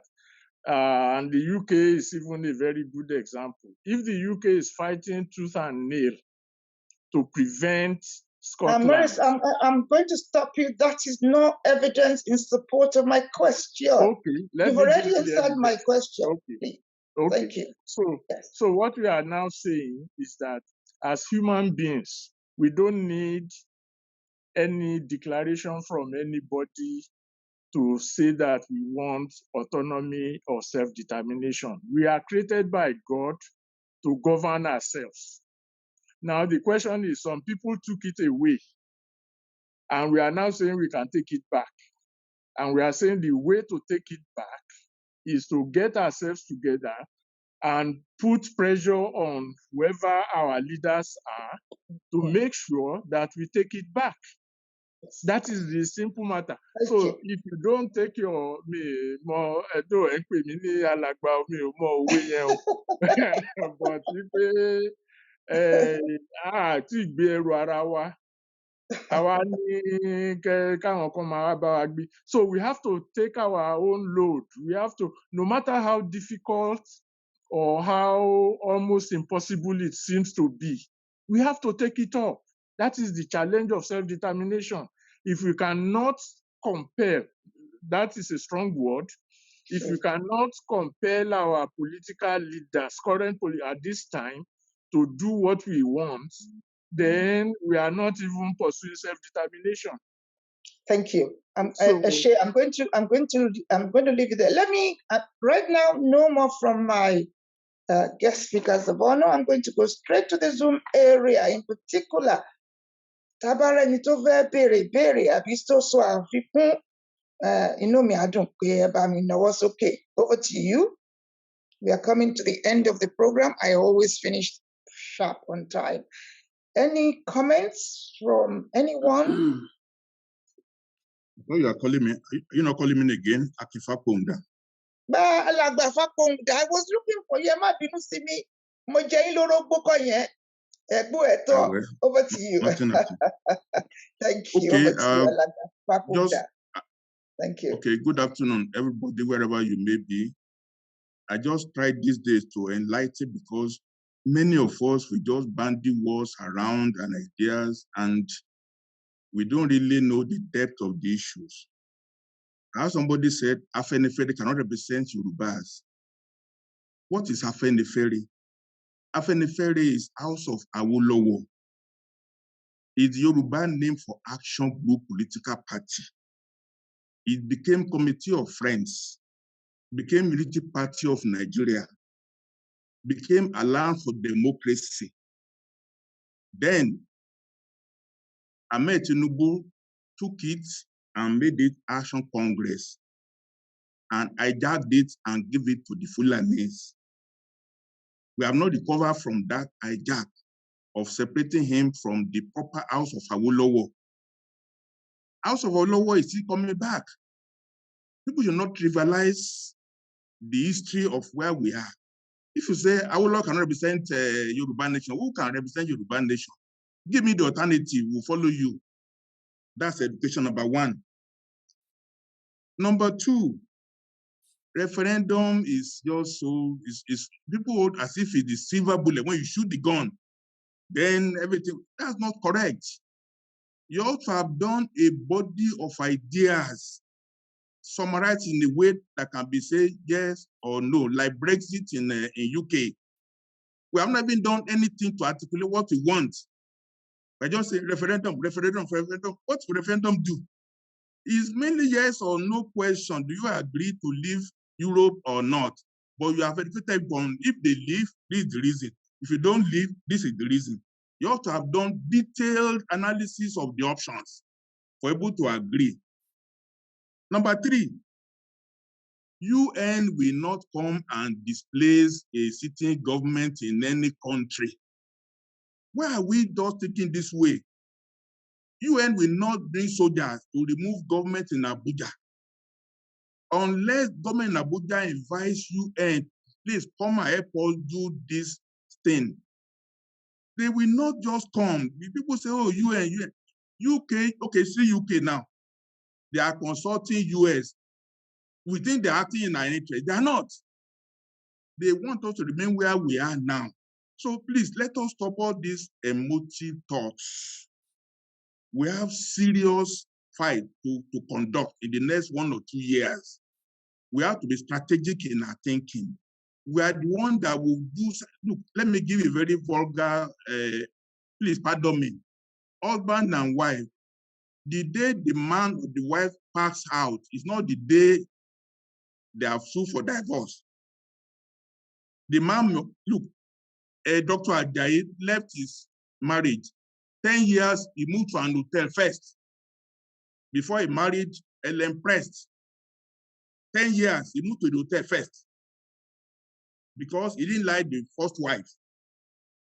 So if we don't like Nigeria, we have to do so many things that will show that we are serious. In fact, when the Fulanis see what we are doing, they will know, these people are serious. So if, for instance, now we have a panel, next 3 months, produce and agree to Yoruba constitution, and they say we are doing it. The next one, we produce a approved map of Yoruba land. The next one, we agree on the governance structure of Yorubas. The next one, we produce a blueprint for running a fair without crude oil. We don't want oil money again. Those 4 steps will make them see that these Yorubas are serious. They are serious. Then they will now say, come, let us talk. We may talk before war starts. We may talk after the war also ends. So restructuring is called to say, come, let us negotiate our assets and liabilities so that we can go cleanly. Nothing wrong with restructuring talks before war starts. But for people who are saying, I'll do a nation tomorrow, okay, if you call it next week, Monday, I will follow you, I'll be in Ibadan. Declare it. If you have the muscle, but after we've defied, we must come and say, all the debts of Nigeria up to date, we have to share it still. It's still the restructuring talks that will make you share that debt. So please, I just beg all of you, let us just do more serious thoughtfulness into this matter.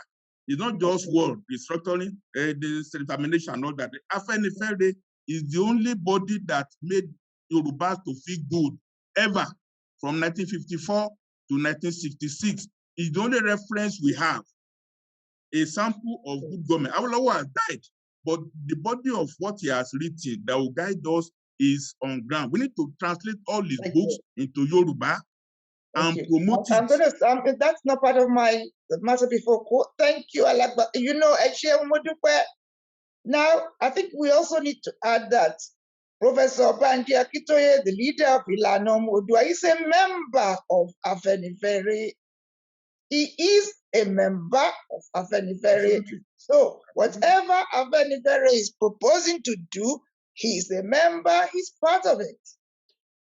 If there is an organization proposing to serve pounded yam to Yoruba people, and Yoruba people say they don't want pounded yam, everybody who is a member of that organization is proposing to serve the food that Yoruba doesn't want. Professor Akintoye is a member of Afenifere. On that note, I want to begin to reach out to some form of conclusion. So far, it's been made quite clear by those who have competently and eloquently advanced evidence in support of the way forward. The way forward, which is why the topic is Yoruba referendum, the story so far. Two sectors, Yoruba Referendum Committee, and of course, the Evangelist Ige did not tell us that it is on ministry. He's moving this on his own. I know he's connected to organization, but one thing I admired about him, which is why I invited him, is because he is a champion. He's a champion. He flies using his money from one place to another, from New York to Dallas to wherever he needs to get to. I thank you very much, Evangelist Ige, for joining me today, and it's been quite illuminating, your contribution.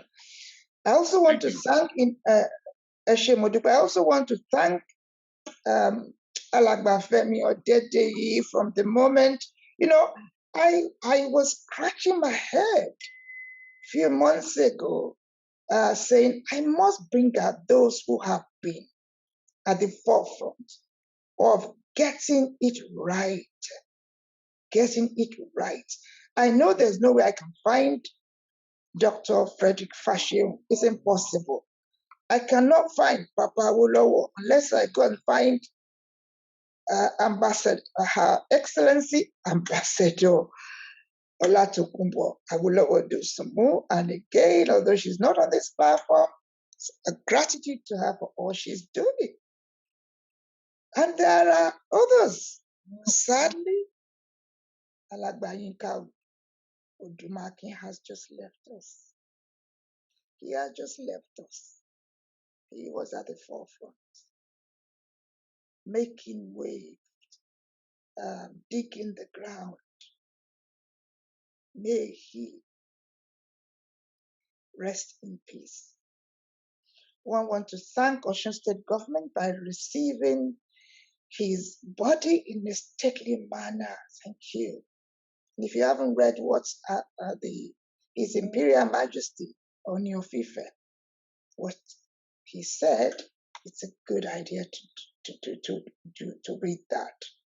And of course, Papa Chief Ayo Adebanjo, the current leader of Afenifere, a 94-year-old gentleman, a lawyer, a politician. I pray when I get to his age, I will be as able to articulate things as he's been doing. My heart goes to him as he's had to witness the loss of a very young Afenifere chieftain. But I know he's determined to get it right in his lifetime. I pray he's able to do so. So let us remind ourselves that the journey we are on at this point in time, we are so close to getting to where we need to be. We are so close. We will get there when we do two things. A lot of jaw has got to take place. A lot of jaw. Exchanging thoughts, sharing ideas. I'm not a great believer in threatening people, threatening to break the head of a monarch. I'm not into that. And I'm not interested in we are coming to get you about. I don't belong to that class. I belong to people who are sensible. I don't belong to the breed that insults other people because they are so frustrated and incapable of managing their anger. I've just seen someone raise up his hand. Sam Bayo, over to you. Over to you. Please unmute yourself. Okay, Sam thank Bayo? you. Thank you, Erelu Esheun. My question will be probably towards Alagba Odedeyi. He gave very detailed explanation on the structure way to get the referendum. I must say, I've been very active for quite some time now. I've never heard of this group, Yoruba Referendum Committee. I'm thinking, will it not be a good thing to get to as many groups as possible and dialogue and discuss and share ideas, because different groups are doing different things. And they are doing wrong things. Ọ̀rọ̀ yìí bí ọ̀rọ̀ ikú erin ni, ẹni máa mádà, ẹni máa mọ́bẹ, ẹni máa yọ jígà, and all kind of things. Kó ba lè tán. So I'm just kind of challenging Alàgbà Odédèyí to reach various groups as possible, and let's discuss. Like you said, Erelu, it's not about insulting, it's not about pushing blame, it's not about individualism kind of a thing. It's about sharing ideas so that we all know the way forward. Because he mentioned compelling, which is a bit strong, but it's doable. Because if you imagine hundreds of thousands of people. I'm going to stop you there. One thing I get used to is Yoruba giving suggestions and then they're giving explanations. I have to apologize. I want to hold on to the concrete suggestion you have made. And that is self-explicit. You are simply saying, this group, Yoruba Referendum Committee, you've never come across them. As I said earlier, I scratch everywhere. I have my class. You will see my Zoom area is not full of hundreds. I'm not interested. I am not interested. I need people with common sense to come to my program. I'm not interested. I don't go to groups where they are collecting hundreds. And half of the people are just passengers. They have nothing to say. So I want to thank you, Alàgbà Sambayo. You are in order. But let me say, a lot, these Yoruba freedom fighters, I've been a Yoruba freedom fighter since 1978. And as far as I'm concerned, I only stay on the path of those who want to articulate solutions. I'm not interested in those who are going to be running around like headless chickens. And I don't want a title. I've been a Erelu Tuwashe for the last 30 years. I don't need more. So I don't want to be made anything. So let me say, I thank you for your suggestion. Anytime you tune to this program, many will tell you what we do is focus on issues. And one become a shepe. We don't have time for such nonsense. No. The problem we have is, according to Ifa, when we consult through Okwele, we ask on the right side, we ask on the left side. So there are some who will follow the path of doing what you are talking about. And there are some who don't want to listen. They are bullies, they are violent with their language, and they really are not the right people for anybody to go and talk to. And I want to say, nobody can criticize them. That's the path Olodumare has put out for them. But Alàgbà Odédèyí, thank you. The very first time I reached out to him, I had to go through people who trusted me, not because he's hiding. These are people who've been at the forefront of things for years. And you see, some of us have been involved in Yoruba freedom fighting for a long time. And when the new ones come, they behave as if they've been at it. These are the sort of people that have been at the forefront of it. I brought her Alajobi. I brought her out Atayeshi. And when Betty wa, Afenifere is 72 years old organization. Tiodaru, 72 years ni Alajobi ti wa. Ẹgbẹ́ Ọmọ Odùduwà ti wà, Atayeshi ti wà, and so on and so forth. Let me say, Nteso Oyemi, Alàgbà Odédèyí ti gbọ́. Ṣùgbọ́n àwọn tó bá fẹ́ gbọ́rọ̀ yàn, náà máa lọ bá Kíṣà náà máa ṣe pé, náà máa lérí ogun.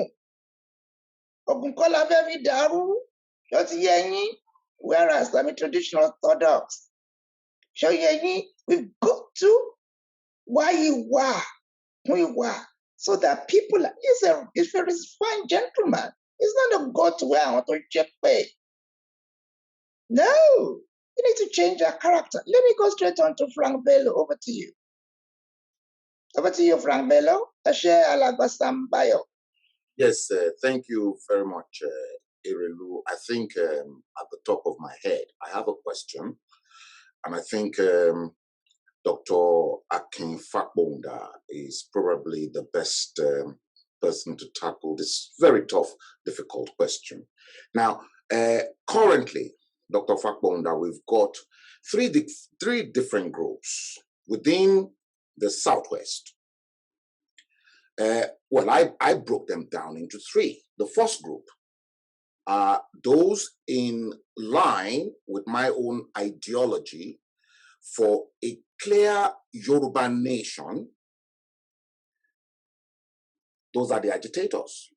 The second group in the Southwest that I am beginning to see emerging are the group that you probably you are one of the pioneering members of the Eminent Elders Forum. Those that are thinking of taking the country back to the 1963 Constitution and regional autonomy. Alagba from Bello, I think the matter before court doesn't take us. It's Yoruba referendum. That is the topic for today. Okay, all right.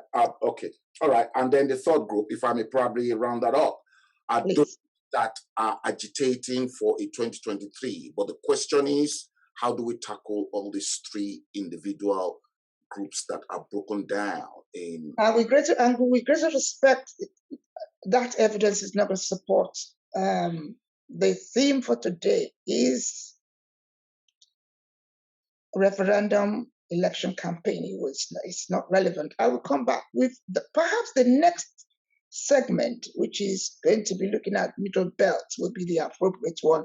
I totally apologize. I do not believe it's going to add any value to Yoruba referendum, the story so far, unless, of course, I want to turn it around and say, I can't even see how it's going to further explain Yoruba referendum, the story so far, other than to say we have agitators, we have Eminent Elders Forum, and of course, we have the third group.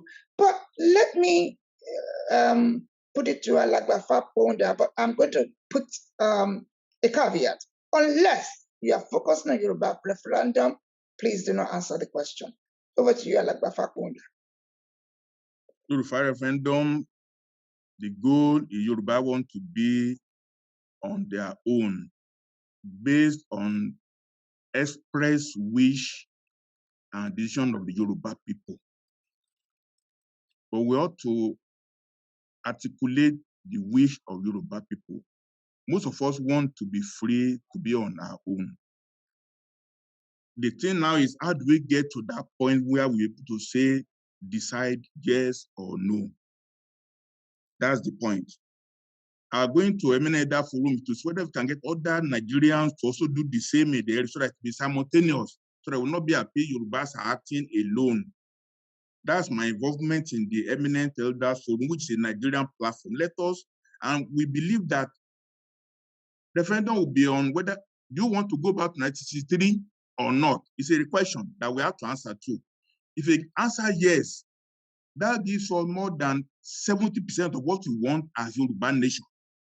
If you're able to say, referendum issue Yorubas or the whole country, decide whether you want to go to 1963 Constitution, use it to replace 1999. That's a valid referendum question. And if you agree for the whole country, then we have attained, as I said, almost 70% what we want.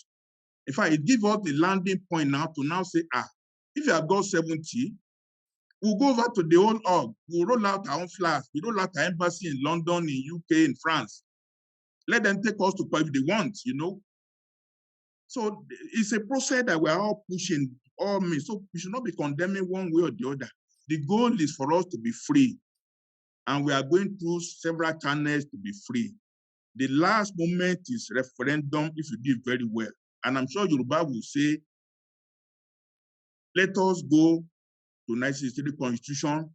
It gives us freedom to decide what we want in our area, and then we'll not be able to do more, to even be free. So it's very, very relevant. Very, Thank very you. relevant. On that, thank you very much. On that note, I'm going to, I've only got 10 minutes max to get out of this particular program and go and take a rest before my next program, where I will welcome the people of the Middle Belt to look at their own encounters of the Federal Republic of Nigeria. Meanwhile, let me go straight on to my guests of today. Let me start with Bash Igwalabe. You have 5 minutes. Your final thoughts. Thank you very much. I'm really going to focus very briefly on the question that you asked. You said, who is in the best position to conduct the referendum? Who is in the best position? You didn't say who should do it or how it should be done. You asked a specific question, which is, who is in the best position to conduct a referendum? Number one, we know that it is not the Nigerian government because, as the evangelist has rightly pointed out, they're totally indifferent.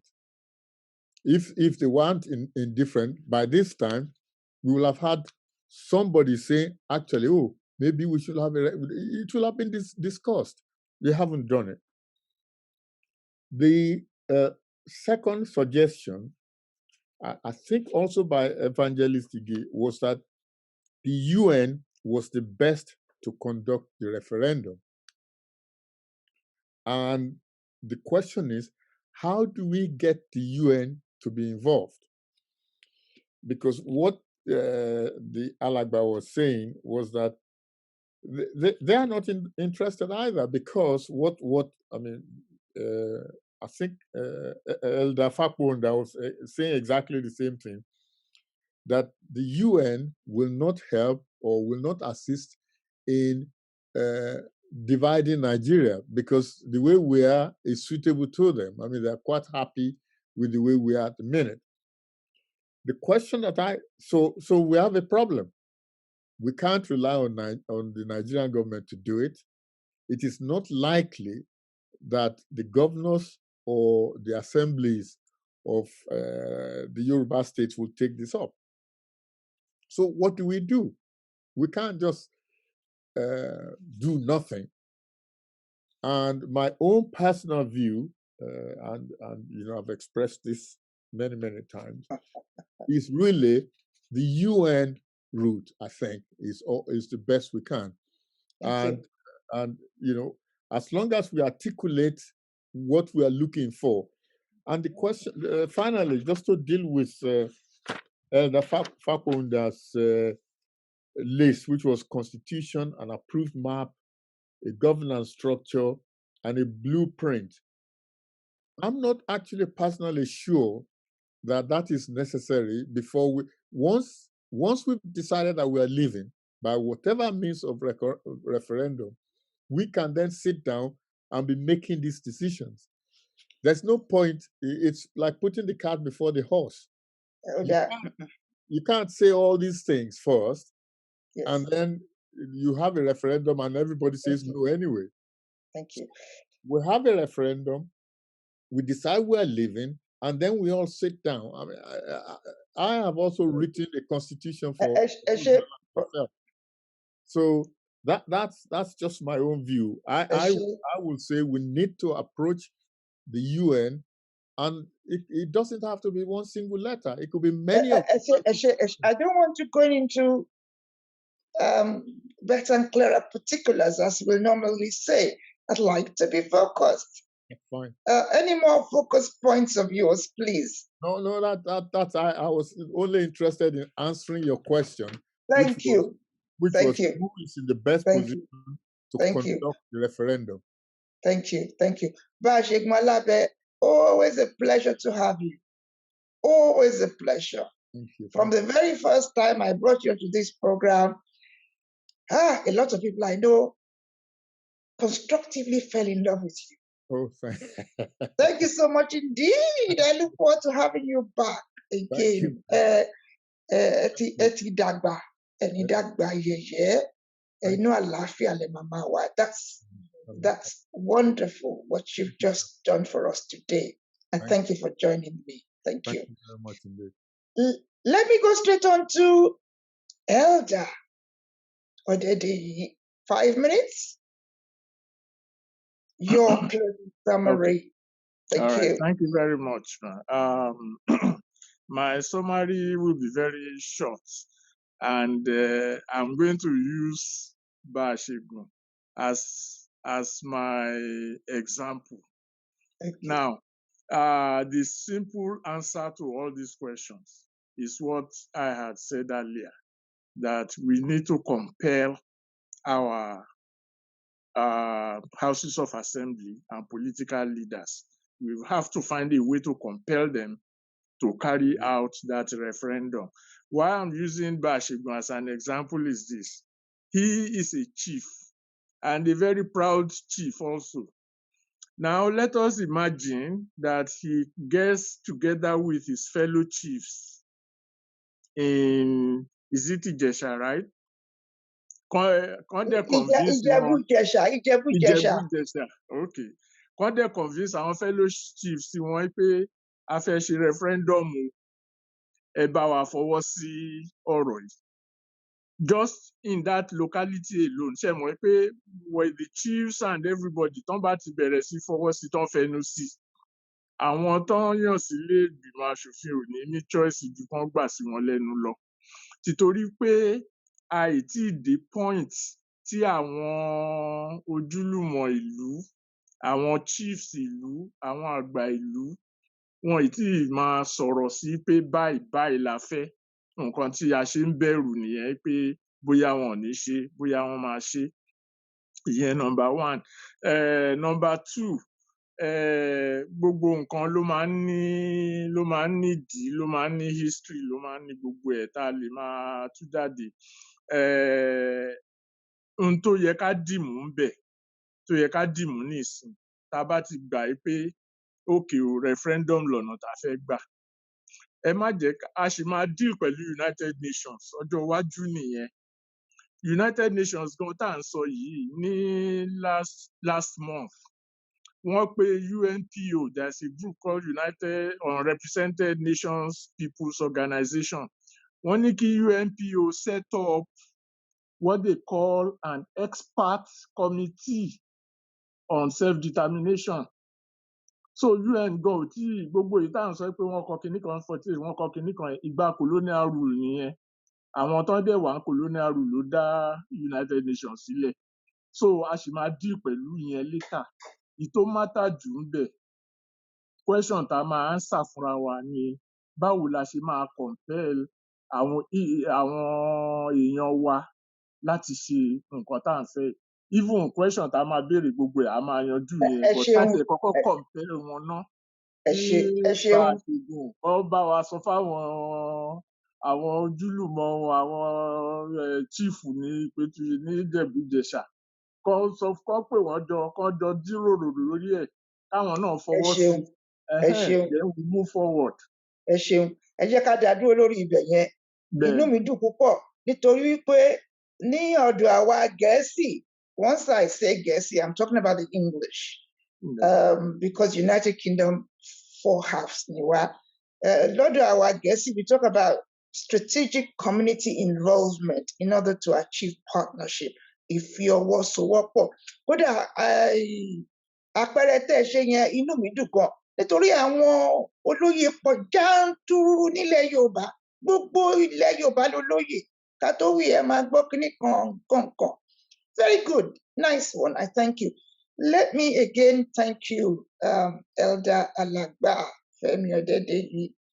From the moment I came across you and I explained my plight simply, as far as Agbakomitonile Oòduà, is to continue to do joy, use this platform to bring together, I regret to say, and I'm not ashamed to say so, people with common sense, people who can articulate and present ways forward.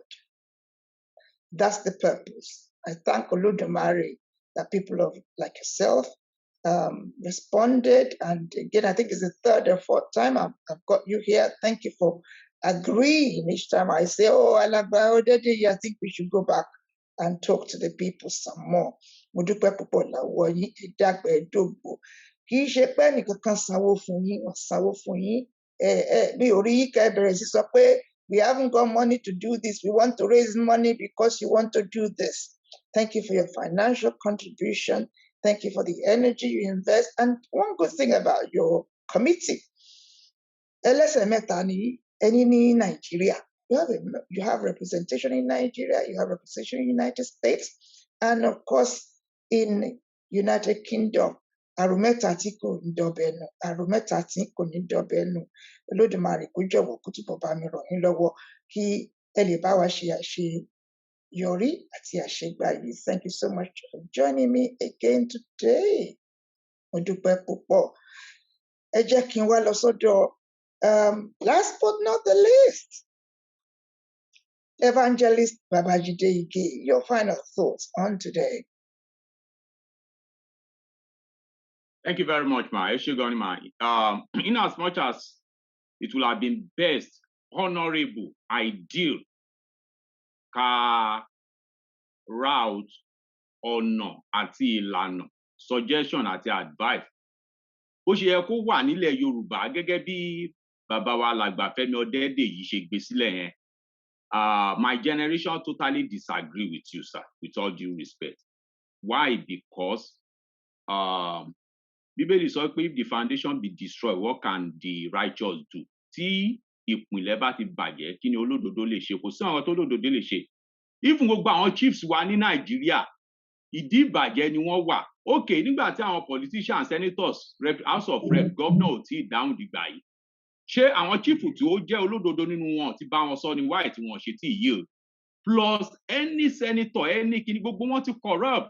Èwo ló máa sọ fún Nigeria government or ló máa dé àsọ ní House of Rep or Senate wípé bóyá kan listen to Nigerian people or Biafra or Yoruba people wípé referendum? Of course not. Wọ́n máa wá ẹ̀sùn kan sí lẹ́sẹ̀ ní tọ́mádé ti wá ẹ̀sùn kan sí lẹ́sẹ̀ àwọn gan kò sí wọ́n ṣe nítorí pé ọwọ́ gbogbo wọn ti dọ̀tí ọwọ́ gbogbo wọn ti korò gbogbo wọn ti ṣe nǹkan tí ò yẹ kán ṣe so kò sí olódodo kankan so route yẹn ò lè work rárá tó bá dẹ̀ máa work we are looking into another 50-60 years nígbà tó ti dá Nàìjíríà lẹ̀ so therefore sir I totally disagree with that route.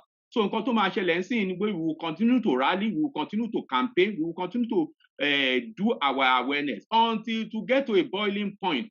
Gẹ́gẹ́ bí bá a ṣe gùn Dr. ṣe sọ sà sọ John we a máa fọ àbí elder ni ó sọ I can't remember I'm sorry. And láti form government.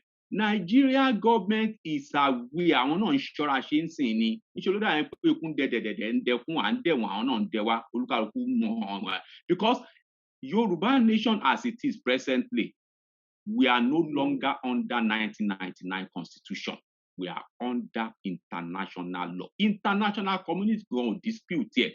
Kò sí bí Nàìjíríà ṣe máa fọ́ tí kò ní kan international community kò ní pa wọn lára United States, United Kingdom. That's why gbogbo náà ṣe ń ṣe ó kàn yẹ pé they have limit of what they can do and what they can say. Honorary ló máa ń gbẹ̀rù ẹ̀. So a máa kọ́kọ́ gbé ẹrù ara wa máa bá dé stage kan máa bá dé boiling point tí wọ́n bá gbà lẹ́rọ̀ wọ́n á gbà lẹ́yọ ẹni tó máa kú ló máa kú ẹ̀. Ṣáríbi tí ẹ bá dé yẹn mo kókó bẹ̀ ṣẹ́rí wọ́n fẹ́ gbà lélẹ̀ wọ́n fẹ́ gbà lẹ́rọ̀ àyíwọ̀n kì í ọlọ́jẹ̀ yẹ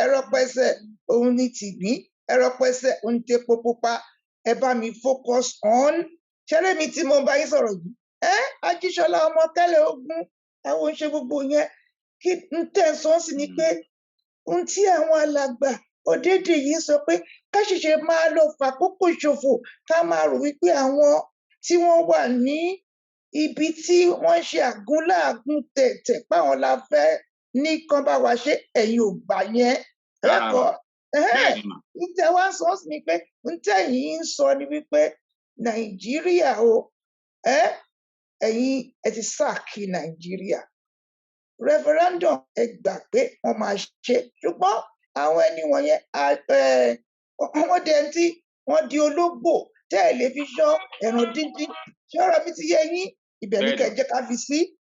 Yes ma. So bó ṣe jẹ́ gan náà ni adé àfọ ọkọ mi. ẹ ṣe ẹ̀sán ẹ̀, thank you ma. Evangelist Bola, sorry, Evangelist Babájídé Ìgè, inú mi dùn púpọ̀ láti ṣalábàápàdé yín, láti gbà yín lálejò. Ohun tí mo rí lára yín ni pé akíkanjú yẹn tí mo rí, ìyẹn ló jẹ́ kínní. Ẹ dákun ẹ wá là wá lóye. Mo dẹ̀ rí wípé ẹni tó gbangba sùn lọ́yẹ nìyí. Ẹ ṣé mo dúpẹ́. Wọ́n ní pírí lológo ń jí o, a kì í rókun rẹ̀ lórí ẹni ṣòkun wo. Bẹ́ẹ̀ ṣe ń lọ tẹ̀ ń bọ̀ ní gbogbo ìgbà ààbò Olódùmarè àdájú.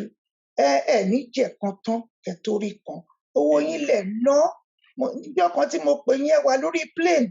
Mi rí kẹ́ máa béèrè owó fún plane. Abudí ń tómi òkun, abudí ń tómi ọ̀sà. Ibi tí ẹ ti mowó náà, Olódùmarè kó ṣe àlékún fún yín. Ẹ ti wà nípò àgbà torí ọjọ́ orí kọ́ làgbà. Ẹni tó ń pè lágbàlagbà ní agbọ́mọlà. Ẹni tá a lè sá sí lábẹ́. Ẹ̀yin ti di agbọ́mọlà fáwọn ìran Ifẹ̀ Oòduà. Ẹ tó gbangba sùn lọ́yẹ́ ni. Bẹ́ẹ̀ ṣe wá fẹ́ gba àwọn ọmọ Ifẹ̀ Oòduà tẹ́ fẹ́ gbà wọ́n là kò ní jẹ́ ìṣòro fún yín. Gbogbo ilé aṣojú yín. Mo tún kí yín lẹ́ẹ̀kan. Mo kí yín pẹ̀lú tìfẹ́tìfẹ́. Àwọn aláṣepọ̀ ilẹ̀ Ifẹ̀ Oòduà wọ́n á bá mi dúpẹ́ lọ́wọ́ yín. Mo dúpẹ́. Thank you so much for joining me today. Thank you so much ma, it's my pleasure. Thank you. Ẹ ṣé. Ẹ ṣeun. Mi ò fẹ́ gbà yẹn kankan láàyè mọ́. Ẹnìkan tó ń jẹ́ Túnjí ó kó má dàbí ẹni wípé àmọ́ ohun tá a lè fẹ́ sọ tẹ́nìkan ẹjọ́ ń tẹ́ bá fẹ́ sọ jókì lọ́bẹ̀ oge. Alàgbà Túnjí ó. Ẹ ṣé mọ́mì, ó kí gbogbo àwọn alàgbà tó wà lórí ètò yìí. Ẹ pẹ́ fún wa, Ọlọ́run á mú wa dé ilẹ̀ lérí. Mi ò fẹ́ gba àsìkò yín mà. Ṣé rí tí Mr. Jídé sọ, ó ní nǹkan tí ó máa ṣẹlẹ̀. Wọ́n dẹ̀ ti sọ̀rọ̀ yẹn tán. Ṣé rí àwọn political leaders wa ní ilé, a mọ̀ nǹkan tó ń fẹ́. And Afẹ́nifẹ́re of today, a mọ̀ nǹkan tó ń fẹ́. Bóyá wọ́n dẹ̀ ń fẹ́ restructuring ni. Tí wọ́n bá fẹ́ support kí Yorùbá nation wà, a ti rí ní ara wọn. Wọ́n ń lọ síwájú lẹ́yìn ni. So wọ́n ní clear or coherent goal tí wọ́n fẹ́. In fact, it's not clear to us. Ṣé rí mọ́mì nípa ọ̀rọ̀ referendum?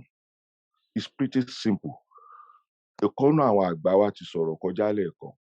A lè pe United Nations pé kọ́ wá bá wa ṣe fọwọ́ sí àti lọ àti ṣe. Wọ́n wò wá ràn ni. They already know. Ṣé rí ọwọ́ wa ló wà? Bá dẹ̀ ṣe máa ṣe wà pretty simple and straightforward. Kíní yóò le. Bàbá kan sọ̀rọ̀ lẹ́ẹ̀kan. Question ọbẹ̀ ni pé ṣé ẹ fẹ́ dúró fún current constitution àbí ti 1966 tí Western region wà? Nǹkan tá a máa fi gbégbá referendum nìyẹn. Tá a bá fi ìyẹn gbé igbá referendum tá a béèrè lọ́wọ́ àwọn èèyàn tí wọ́n dẹ̀ support wípé a ní overwhelming numbers of people tí wọ́n support wípé kí a dúpẹ́ Western region of 1966 nígbà tí bàbá Awólọ́wọ̀ la fẹ́. Tí a dẹ̀ rí support yẹn tí numbers yẹn pé a máa ní láti elect premier láàrin ara wa ni ní Western. Ṣé níbi tí ẹ dé yẹn ti kọjá ẹjọ́ tí mo pè sí inú ilé ẹjọ́ yìí? Ibi tí ẹ sọ dé ó ti gbà tó.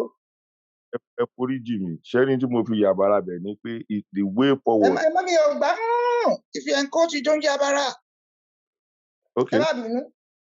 Ẹ ti sọ kókó ọ̀rọ̀. Mo dúpẹ́ lọ́wọ́ yín alàgbà. Mo dúpẹ́ ẹ ti sọ kókó ọ̀rọ̀. Mo dúpẹ́ lọ́wọ́ yín. On that note, I want to once again thank all my guest speakers of honor who kindly gave their time to come and join me on a Sunday afternoon. I'm very grateful. I'm grateful for the quality and quantity of your contribution. As usual, should I require you to continue this dialogue, I most certainly hope you will respond again. I thank you once again for joining me. Whilst I want to turn to those in the Zoom area to say, it's been wonderful to have your company on a day when, before yourselves, we've had to tackle the Yoruba referendum, the story so far, and we seem to have concluded that election campaign is a referendum. But I think one tangible outcome of today has to be that we are inconclusive. There's no doubt that Yoruba referendum, the story so far has got us to a position where it's best for us to do this ourselves. It's best for us to do this ourselves. That's the position of the Yoruba Referendum Committee. On the other side, Odua Media, is the company, the ministry of Evangelist Babajide Ige. He's saying, these people are not trustworthy, that we cannot even trust our own Yoruba. Unti wọ́n sọ nìyẹn, evangelist ni àwọn olóyè wọ́n, a lè gbára lé wọn torí wípé àpẹẹrẹ tá a ti rí, àpẹẹrẹ wọn ò jọ tẹni tí ó ṣe gbára lé. Alàgbà Ọdẹ́dèyí, Yoruba Referendum said quite clearly, àwọn Yorùbá ẹlẹ́rù ló ń gbẹ́rù ẹ̀, ẹlẹ́rù ló ń gbẹ́rù ẹ̀. I guess that is where the Yoruba referendum story is at the moment, that should it be intervention of the United Nations? Should we consider ourselves, by referring ourselves to United Nations, that we are still going to invite the colonial supremacy to come and help us to take control of our lives? And I guess the final point is, we don't need to. If we want to really govern ourselves, maybe this is the time to prove that we are capable of doing so. Whilst Alagba Fakponda is saying, we want to eat pounded here, but we still need to plan. And all of that. It's been a wonderful session as we come to the end of this particular program of Agbakonitoni Odua. I want to say thank you very much for joining me, and I look forward to your company again, assisted by Alagba Frank Bello of Liberty Media Communications, somebody I have known for over 30 years. Thank you very much for joining me, Mr. Bello. Mi máa ń dùn ní pé àwọn tí mo bá, tí mo tájọ, nígbà tí mo pàdé wọn tí mo ṣẹ̀ṣẹ̀ wá ní òṣèlú, Olódùmarè jẹ́ kí n rí ìwà náà hù. You are still with me. I look forward to your company in the near future. Oh, near future? Few hours time, when I will have in this house the people of the Middle Belt talking about their encounters. On that note, I say a very good night to you all, and thank you for joining me. Goodbye.